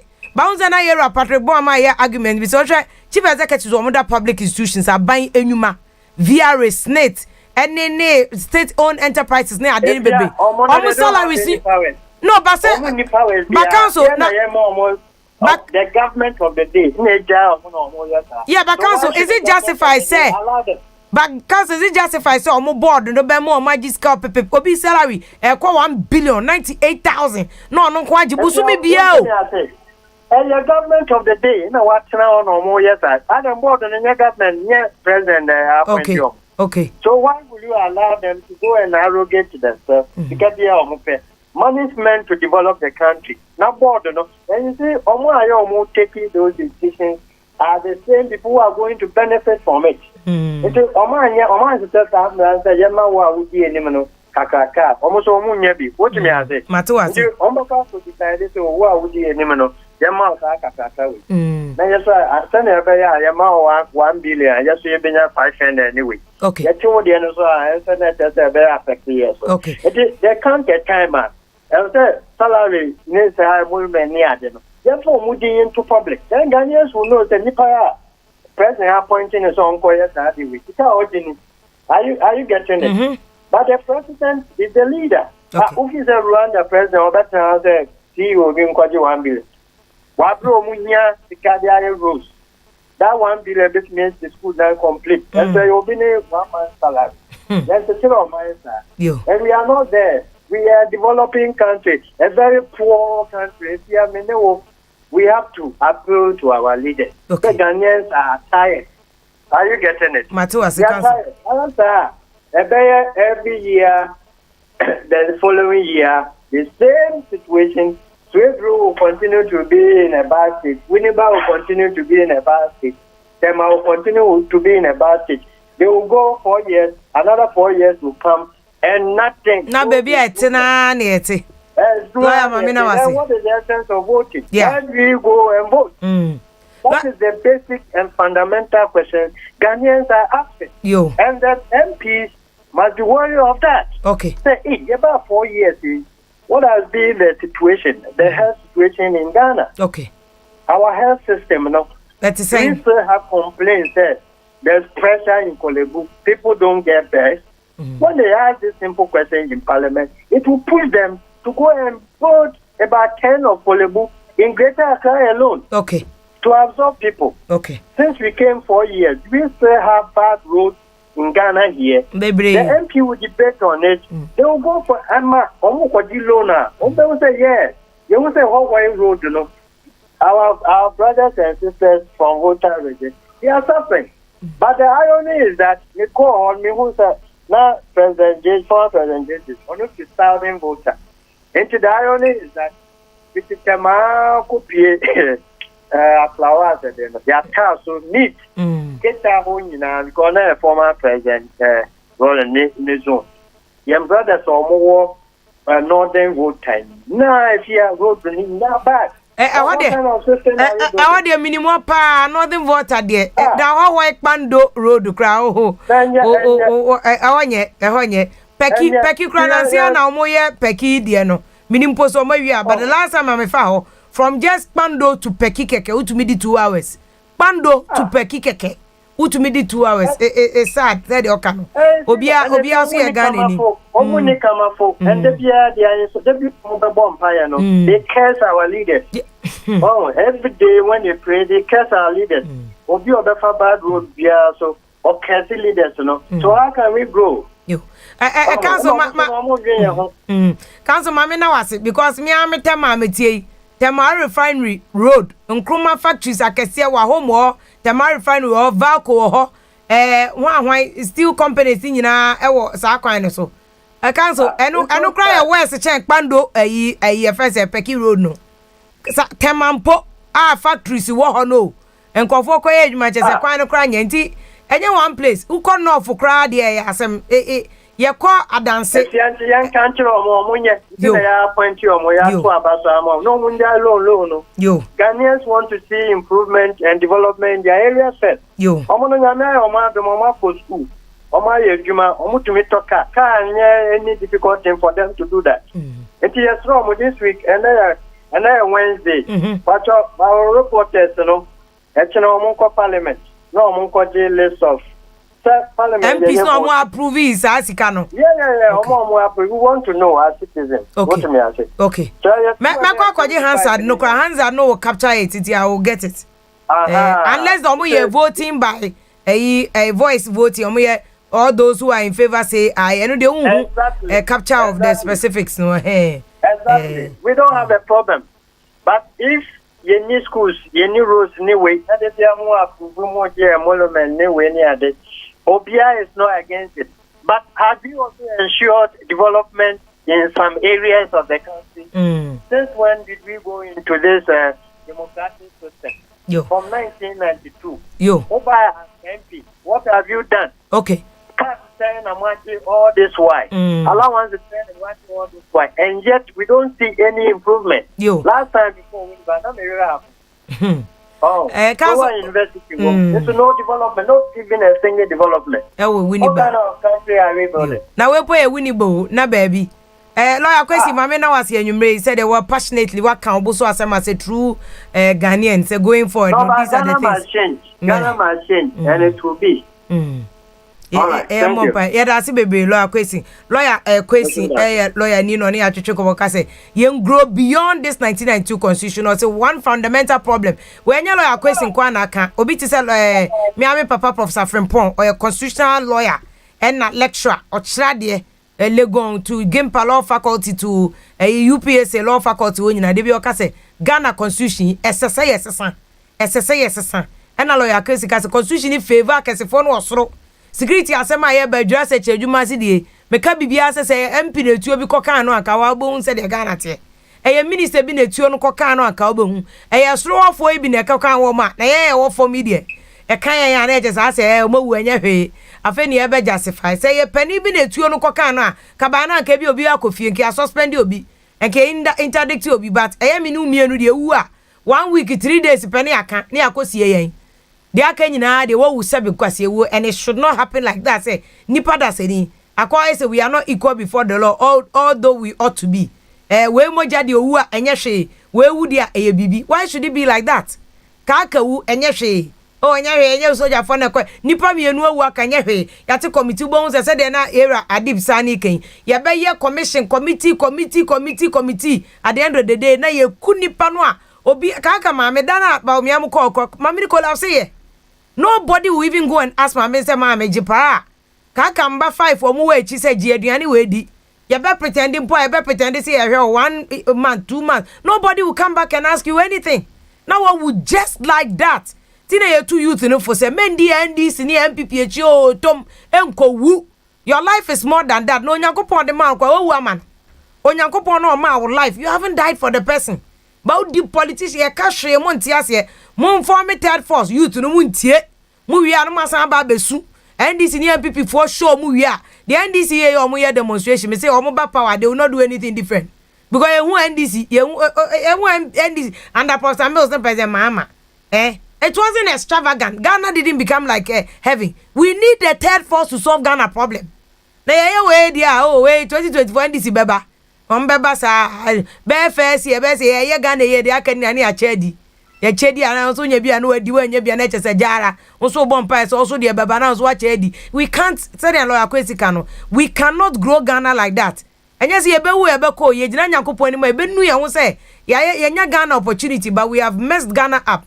Era sani membra ho biemba messages ankofo bebre say send the Lord Ford Yomofuo was say thank you for the good job unu team mo here for Mother Ghana pa na Alfred or say kwabra no say why can't the car house loan be once for MPs any ministers any CEO no be anje mbro obi de asunti CEO OJ 100 MP onje 100 minister onje 100 that's also a suggestion we can work with and nana Boachi Yado say if you're good evening I will advise government say to buy equipment for the militaries engineers regiment sorry because I see 48 engineers regiment they have the know-how they can build prisons they can build hospitals schools near there and they can even use prisoners ne say omu labor Nana Boachi Yadom, very good suggestion. Ademano 48 engineers regiment. Or think about buying for contract. Momo, no more when you are quite on the Claude Charles, or see change your mindset. Ghana for yes, you are no mining a year. Bless more Prince, or say sensible statement to pa and a more cano. Yera kwasi edu a champion safonos in Yakupo Shalo Yakwesi. What can you say? What kasa papa. Vera mensa no say any abe a yenja abatono. Because you're too about it for nothing for people to just go and chop. And Vera Mensa say 2024 you people should only let only ministers and MPs vote for themselves. Say you're too about more money and you're ready or more to about more. Kwaku Tsemen was a fixed Ghana constitution and also your agenda. I was say I can't want them. Apostle POKUAA Joshua said this one is the best interview if you're Nyakupo Sha Papa lawyer. Nyakupo or Kanya Sasem papa. I've enjoyed interview a lawyer no no. Yera kwaso do a champion say Ghana constitution ni mumpadi is sick. Na Pastor Mills do he was a very good man pa but no na amwane ho. That skin guy was honorable Boamaka say they will use saloon cars in Accra and use 4x4 will crash it. Was it busa honorable Boamama me say ade no muntumi nya kwan no. E crash yo kromo so that car bi on be use bia ebe car ebe boa Ghana for enyina. Kwasi was it they are better than Nanado was NDC better than Nanado into one day or better NDC and friends Vera Mensa Vera Makai message no was be aba ebio afei yera dark skin to Makai messages Siama Beneza say why don't they fix the systems so that the people will be empowered and liberated say yeah be share ho man mu amana ye Ken Kiki was if you good job pa catch a lawyer question say Yakupon Shano in fact advocacy now was starting metwa so na ye dede ne asesa Ghana constitution ya bre and na Vera Mensa say no to NDC say no to MPP omunyina the value is the same Ben Rogers was if you no crepa na maka no na Nyakopo Sham ne nyasasem ne maka Mukaila Jonas was here the inside Carino one was if you granted that all politicians are the same but I beg to differ say ebi mu ye cha ebi mu enti was if you NDC enjoyed the lion's share of the years under 1992 constitution. I find MPP so abanti. Let's be patient for them. Near the almost obey. My say NDC is the same as MPP. MPP ye kakra NDC. Nana ya we Japan. No see if you are the ones. Or see you are the ones. The youth no cry are more corrupt than the old men. And if you can say youth in them youth in the den. And on Baba your Charles Slim. Or see if you we will fix our vote too. Na fix a vote na na be fix the pakra vote no ebe ma no akwa esro ho amona ye adwuma ama Ghana no comments pillar 2 no see if you are more fire it's something na na do de oye nipa obetimi aboa Ghana enti enya abo chairman na ehwe de ebe kwa akosie ewo oman ni mu na nana Kwame Witi no say our leaders are all scammers omo ba ewo asem omo be kan betna wo de omo be ye dia scammers they are just scamming Ghana for enti yen and we say me ani da ho knowing what we will do to support ourselves. I did member of Subamian committee who said me busa question be about a tuo no so betimi a cheche mu a amaya who say soldier for no mo testify and then they can say depending on sound I will bet but before I be to busa whether the lawyer question whether you as a Ghanaian also to aba as a security expert you are more concerned about Ghana security but generally you feel that sentiment na lawyer question can so ground and your man koye why ding tension so people are complaining they are crying say koye. Exactly. From do you see that? Exactly so because yen fruit rostro any taxes and yeni omo kasa on daily basis, so we know what is going on. But sometimes politicians almost lose touch with the reality. Because mostly advisors, no, they don't really tell them the truth. Omo pese omo culture, omo what they want to, as it were. Here, your joke could be almost say, with the joke here. Almost see some time ago now, Britain for omo demonstrating, come there. Then omo call reporting my queen. No, I say, hey, omo complain, no, omo call demonstration, omo say, come there, omo, unim the queen no culture, omo, and omo pizza. So we to queen, or no, the pizza is the least thing anyone can have, and to the masses, pizza your luxury. So no, almost see a the level of distance, disconnect between a straw and a form. So it is something really worth looking at. And Minya, your Bible same, like Ashima issues, Kaswa clashes here and there. It has a lot to do with our human insecurities. No, healthcare, protection of the environment. I mean, you're destroying the environment. No respect for the rights of the people. And as an author role is Okabibi, and I find it very insightful. Or see, the youth, omu your greatest strength. At the same time, omu bet me your greatest weakness. Yeah. Ya manager omu. Yeah. Yeah. So these are legitimate issues on the ground. And unfortunately, politicians, they don't get to know. I don't know why. But the least opportunity youth know omu explode there. Then politicians ask themselves, what really happened? Meanwhile, not tensions no frustrations no. It was simmering for a very long time. And some time ago, now you were human security directorate, our national security secretariat, headed by General Retired Nunu Mensah. Okay. Unfortunately, somewhere around 2012. Yeah. And so our human security directorate is almost defunct. But thankfully, after your national security document strategy, Emma so much credence to human security, because per se yen solve your Bible some issues on a very sustainable basis. Yen concentrate on side human securities, which I must say is consistent with Millennium Development goals, of ensuring say the human beings are developed rather than over concentration on your buying bosem at the very state level. So Mamin can produce a research or say Council of State members here 31, which means you better car more 31 cast near to our Council of State. Ministers in Sesi and another it's what so. It's only 86 80 something, yeah. 86 no omunya 2 cars. Into multiply 2 cars and 1 4x4 V8. One saloon car. Let's say omunya omokwaje 172 cars. Into once 172 plus 31 cars for the Council of State members plus the MPs in budget, which is 275 plus judges. So I don't know their number because judges also count. You told me my judges. Omunyina omu draw fuel free. Maintenance so yeah my judges is free because a common conditions ni nyina is any presidential staffers omu V8 and a presidential staffers no yeah almost 1,000 the last time omo dey list quite 900 and something almost all of them omu V8 so me was Sika we now because a double track here for free SHS because accommodation anyway so Sika we can build school dormitories bebre but priority even need to do double priority V8 no important change school and we see OBC contracts in the 48 engineers regiment. I can be perfect, but soldier for unfortunately omuntia kickback. So what do we do about it? We go other countries. To say Egypt, almost be big, huge constructions. Military. Yes. Military. Egypt almost go. Because they do all the big contracts, the dams, the bridges, and they do it and save the state a lot of money. But personal MPP across this political divide. And this MPP party chairman for no major contract, party chairman. So that's the problem.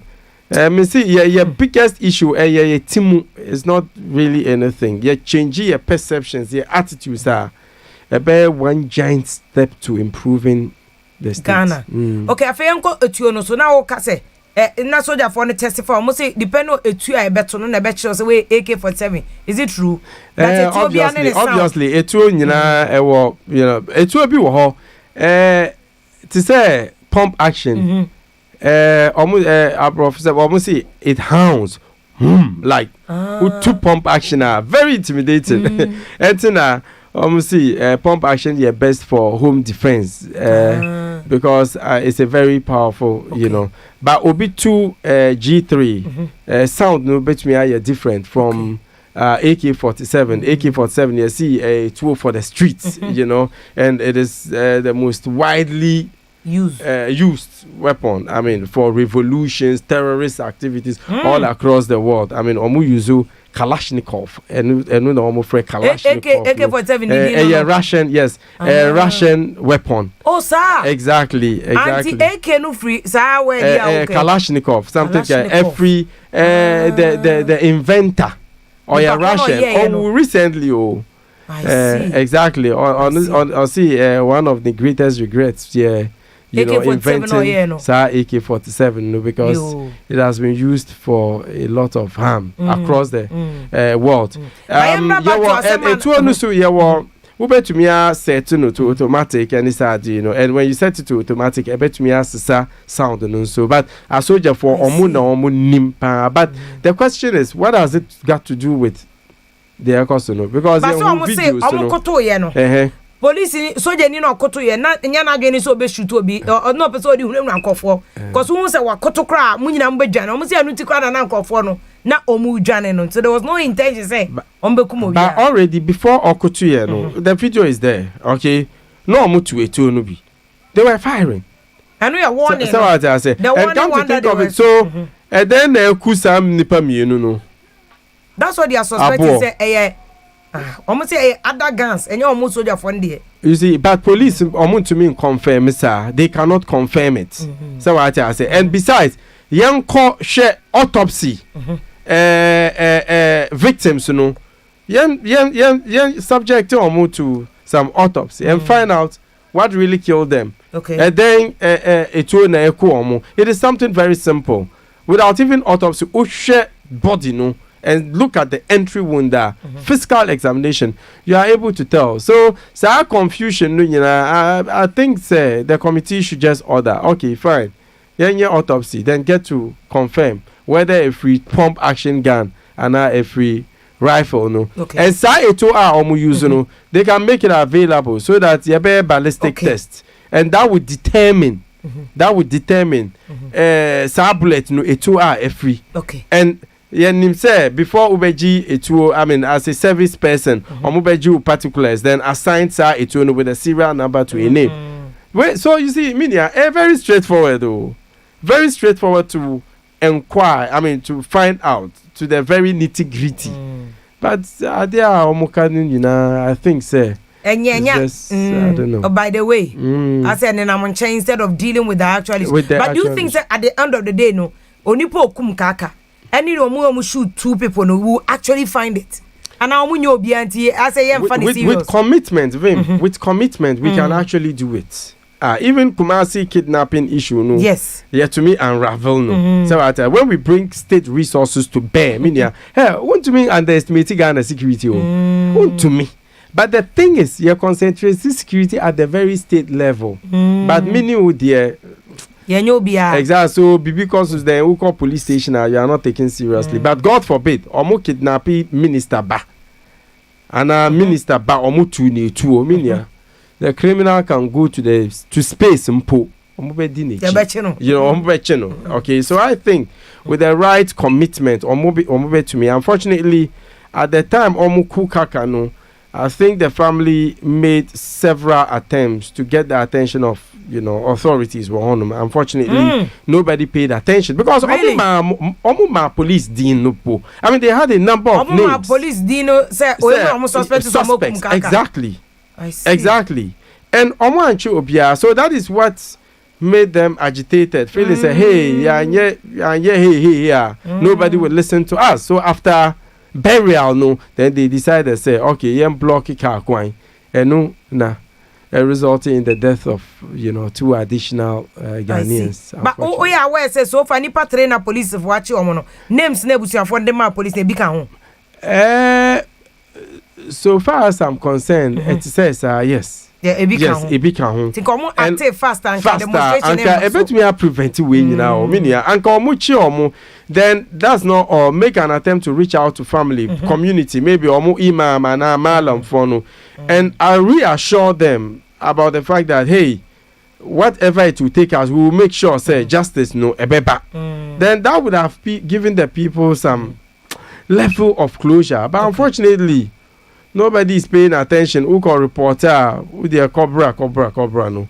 That is what made the people feel sad. If we don't come out in our numbers, nothing would happen. And truly, Vim, something is happening because almost started protest no pet at that same moment. Yes. So yes, any very dangerous wrong signals out there because next time. Affect Obia, the person will feel say, okay, yenko kaka style, no, if not Obia and Tia. And a state cannot be run like that. Okay.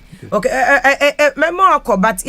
generally about the security situation going forward, no. How do you think? So say Dr. Mahmoud Bawumia, Vice President, 3 days later, and on a chief imam, or concluding chief imam, or call no crown imam say come. About no chief imam there, minim there, me say minim no, but minim there, me fanya papa no.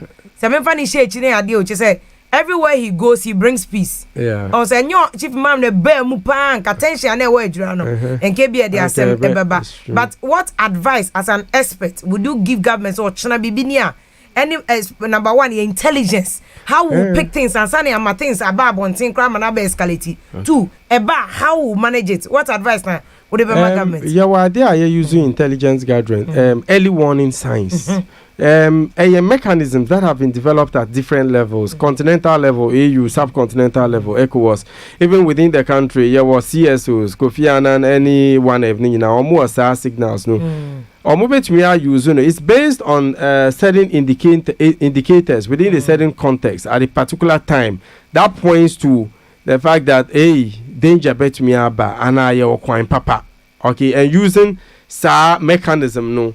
We should be able to forestall normal from happening in the future. Secondly, investing in human securities. No, you see in security studies there were a number of theories. So because to say obiabe concentrating on the immediate causes or identity because omuku papa bientina. But for us with SARS third security eye no. You're subjecting to some scientific analysis. Okay, there were a number of theories here used to say onion theory and a pin theory. Onion. Our outer layer, our inner layer, our core layer. So because to say the outer layer and no area the immediate cause, maybe omukun will be empty.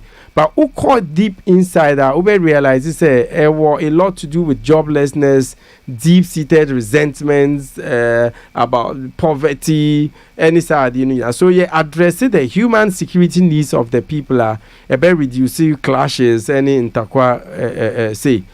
Third, improving crime and investigation. They be assembly makasa at the point me brempo,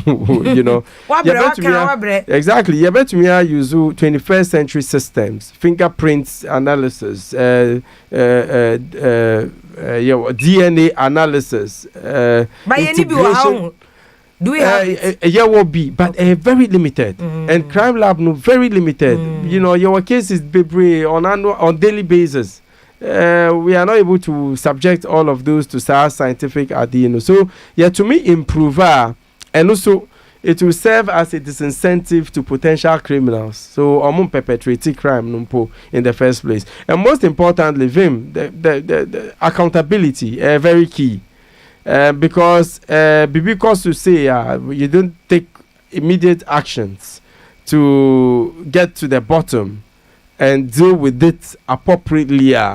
A lot more of these officers almost feel say uniform no more invincibility and immunity. So almost me idea almost pay then get away with it because there's always a tendency to cover up because usually almost say preserve morale and also to as it were protect reputation of the security agency. So yes, say on my. So I think by ensuring accountability, a lot more officers would exercise better judgment before omoteke certain decisions and certain actions. And generally, Ghanaians be lose confidence in the security of the state. In the past, now there was some degree of respect, soldier for, but after war issue, and so many other issues around is making people feel that what's going on with the military? Respect so much. Okay.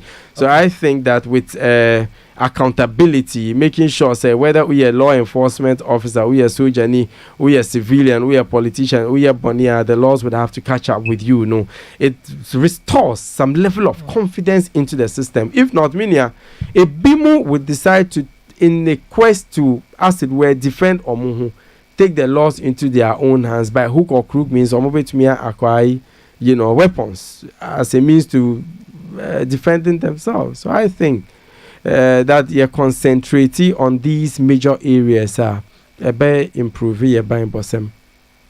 I mean, I say, Adib Sani, Adia Santi, better my Jew baby, name be a phone line so more man for joining conversation. Na and common so any day. But as I said, the BIF for the sake of Mother Ghana, because then I make us all by then you the but the BI, you are ready to sacrifice with Juma and come here and contribute to the discussion. Exactly. And Yama baby on Kagana Fonya, and there be a Minister of Interior. Ono kwa idea secretary no kra no ko friend anaju because they be our bread from anopa gozi anaju, but you give us the honest and the respect na oba de bia yedasi bebre yakopon sha papa ye ni abema security expert Adib Sani ne ne twetwe nkomose de ochie mu no ye wom se nyina education ye de mai ho memeni omo kasa misua ne ma bebre free mu because menye security expert nti interviews na me ye no e kwa na me so me di sua enema bebre free and semni nyinemu happy birthday to come my former producer listo wo kojo fojo because me na ye adwuma cheche obia ntokwa de me producer bia no me ne nko me no ba ko adwuma ye kusa wi ani abom 84 happy birthday nkoma young be phone line sebusafo na mo frɛ na mo so mo va mo views into you me ba be kind statement me say from the US first ladies omo America yentu omoka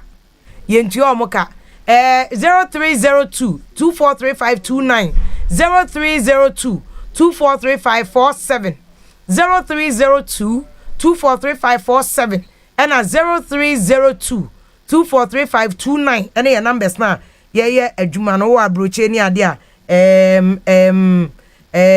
mamento nka na yehwe nso mo na motia broche sometimes yetumi esua na ye nyina ya share after all Ghana ye a Emma yenyina obi send me article business here and o ka say Dr. Joe Biden America President Joe Biden or doctor nya medical doctor by the Dr. Oshadi University or say Dr. Joe Biden will not earn a penny for the work she carries out as first lady for her husband.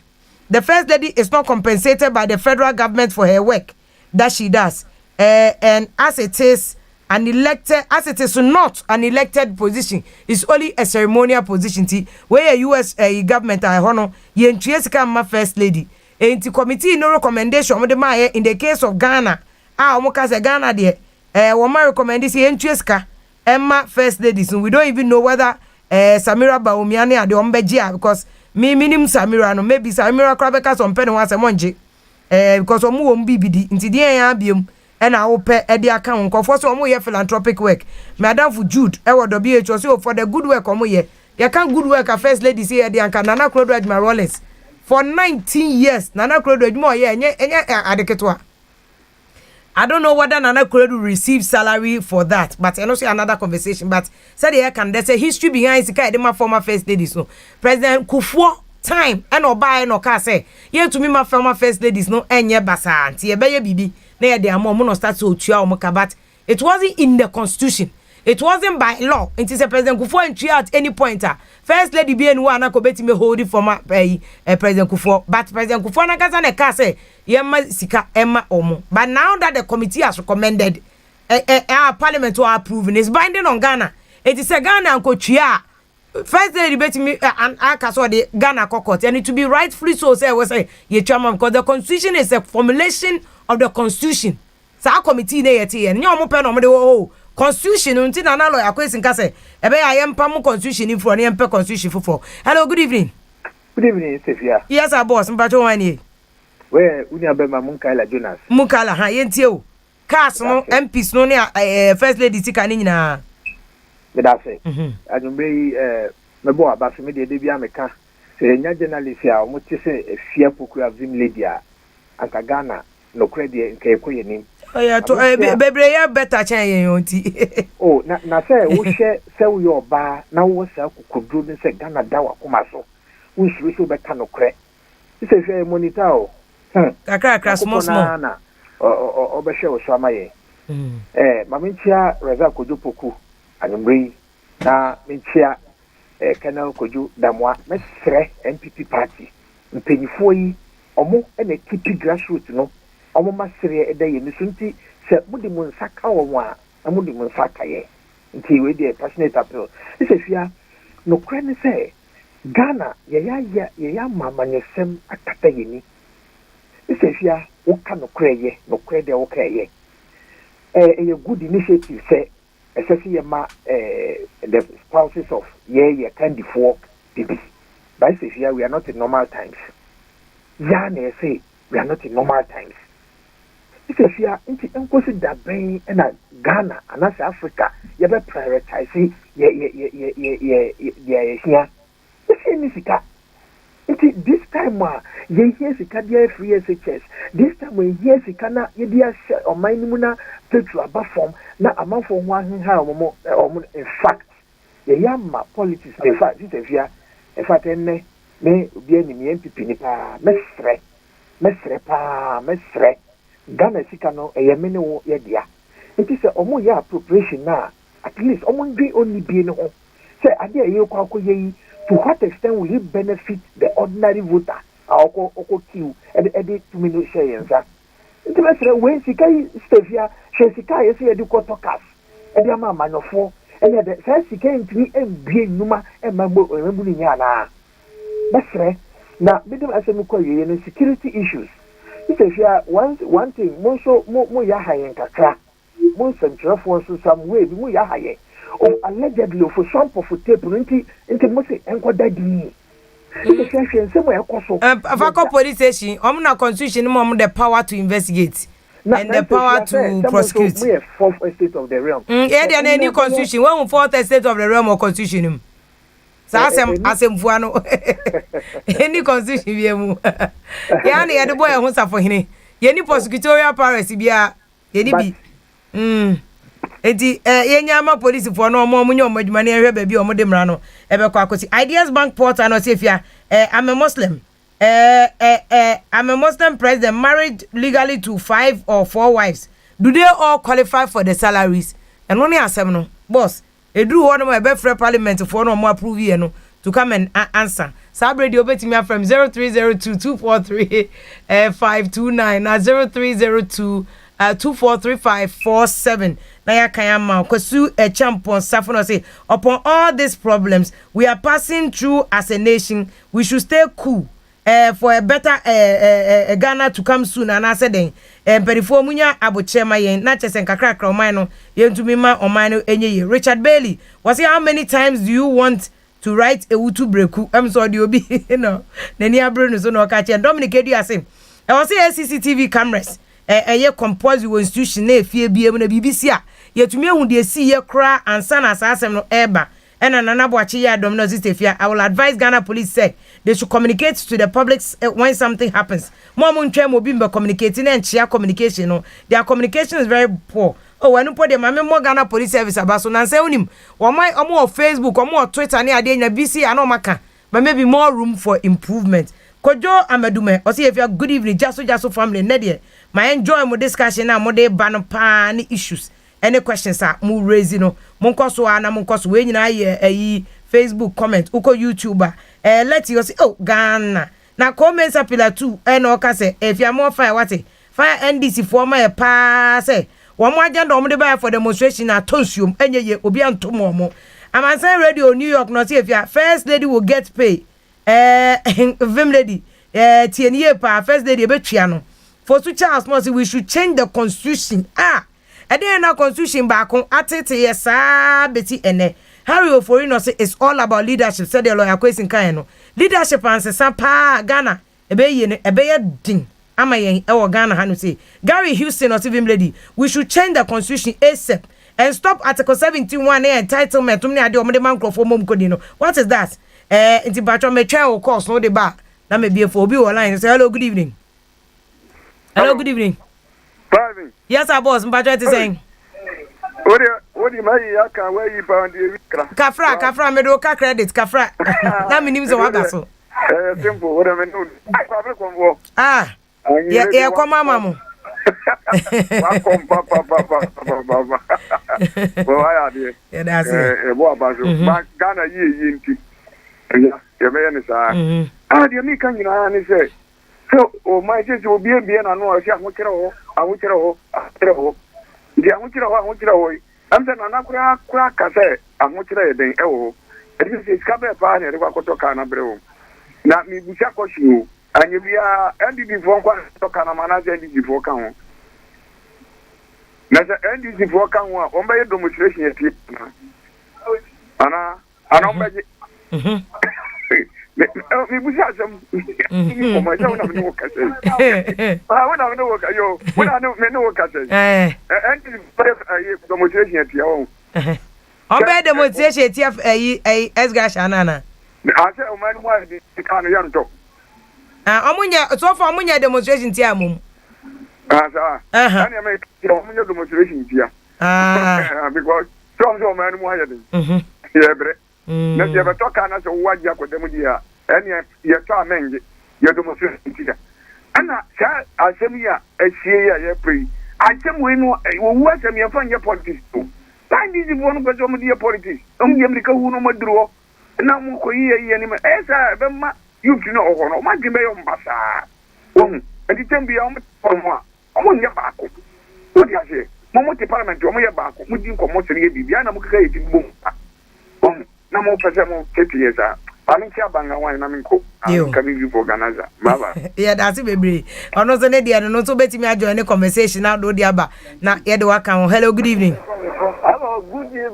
Ajia Bintu na Patrick saying oh ye da nyame Ajia Bintu na on pom ti say Yankopo adaro ma no mpai boy ye tinkom ni ma mbo eni adima papa o ye ma o my Ghana yes ye da say uti me onim say me MP na woni ne grant interview oh Patrick Bo amaho oh abranti pepe oh ne hu Jose oh was by papa tawo oh Bo amade o ye good onim kasa ya fanim dia agro o campaign center kwa ene mo ya de party executive so o work o campaign center ni na o mo ye perfect the woman organizer na on anti B and ye chama mo nyina Yankopo so mo bebre unim MPC for the haya to say ukaya yesi loan atokama MP na yesi ko pai yesi say na yesi misi uko onabu ya pategua mafia nupa na who said the amount for satellite uko onabu hawakum kipie na who said the satellite Honorable Boniface, MP, MP, no corner, me man, noticing way, and I made the Name who mobile, say Nipa Bedi MP.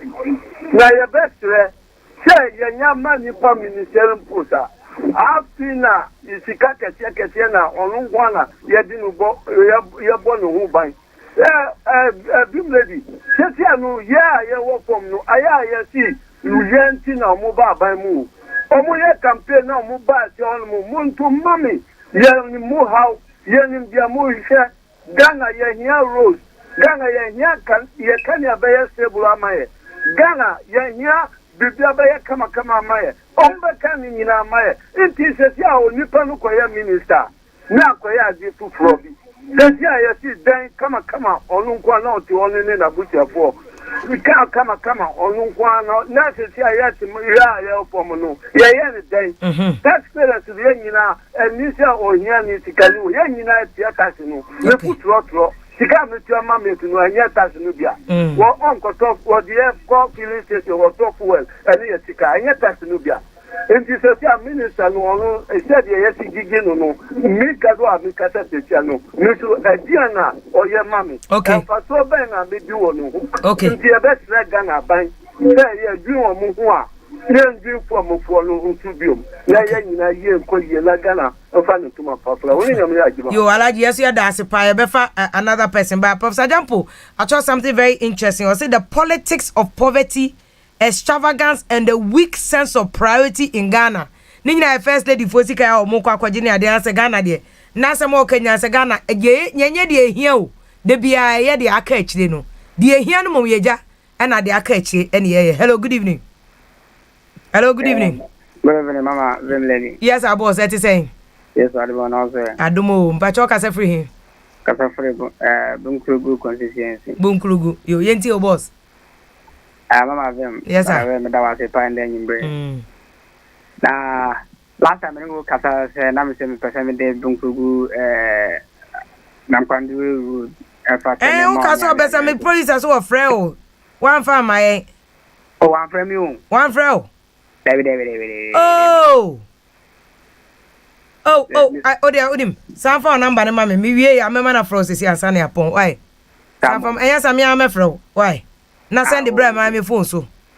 Martin. What am I saying?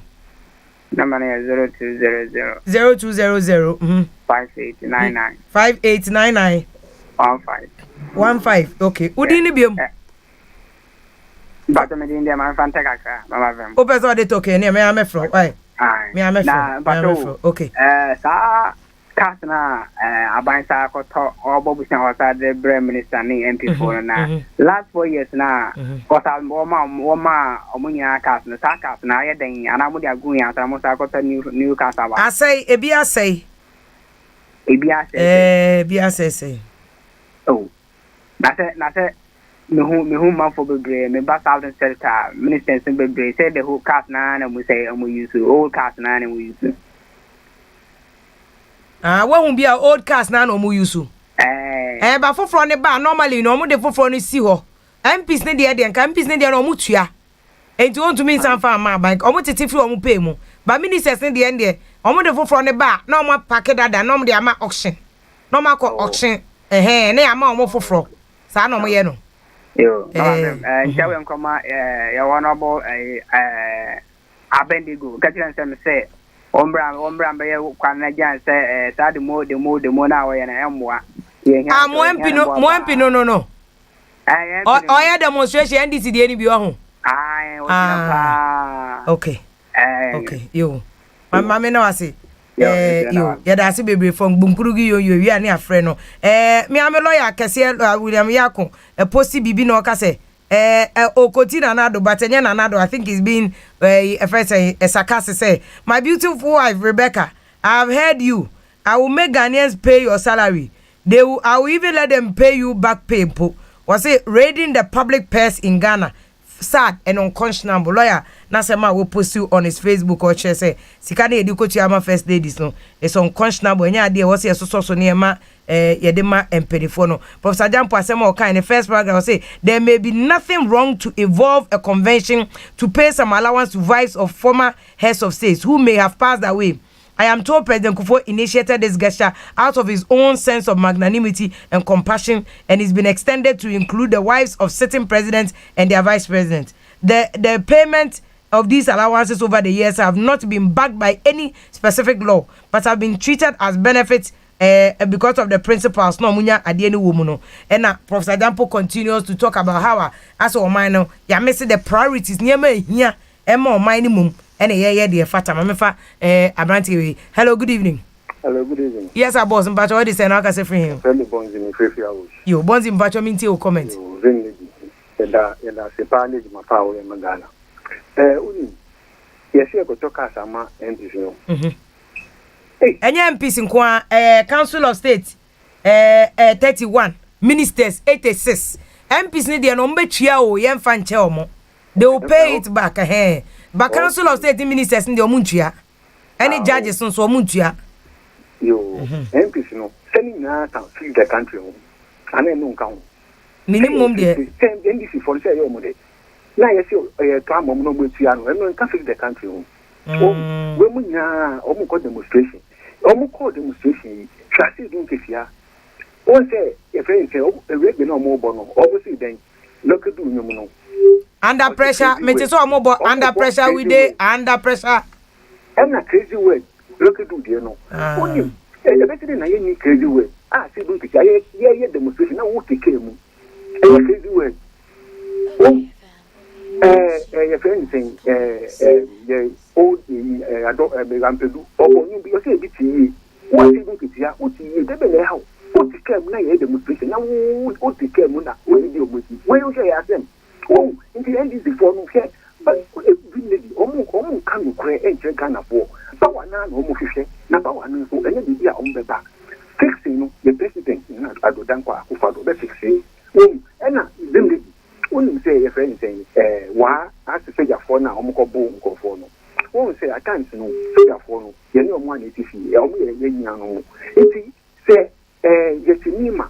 Now, also you need boy, I will be a big fool, not their funny my town. If you can say Nima boy, I beg you for you, you have a president for Akonima, no Marco Bonima for now. Oh, you can say ye, and take you into your trouble, pass your phone, be there.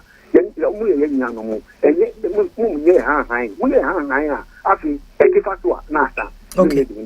Yes, you are dancing, Papa. No, so I didn't share all day about Mukaho and I'm at the end to me. Dimona say, akose de wose ka kojo amedume wo Facebook or say good evening jaso mo any adwuma mo ye pa say mo de some of these discussions the topics ne ba magana for no yetumi hu ensem ekoso ne kwan e fa so a ekoso se de ba yi na ye beti ye hu ase nana yawo oyetire wo ye asylum down yi a friend say trust towers opposite to us if you good evening and in chia kese enkomo mpa ne adwuma kese amoye and so e dey magana for nya education ni information no mo hu say dey Ghana ekoso na Jude and so WHO Jude na no ka say ankofo kra ya ma mo cause disaffection for the first ladies why I say this is the time when this our committee report in hon sensem aba and no dey Jude this obusa parliament for na say why now and no this hon sem nyina e dey aba amansan radio for yadama say mo so mo dey message dey aba Houston guy no say how on earth and away e be ma no akoso e wo mayi mu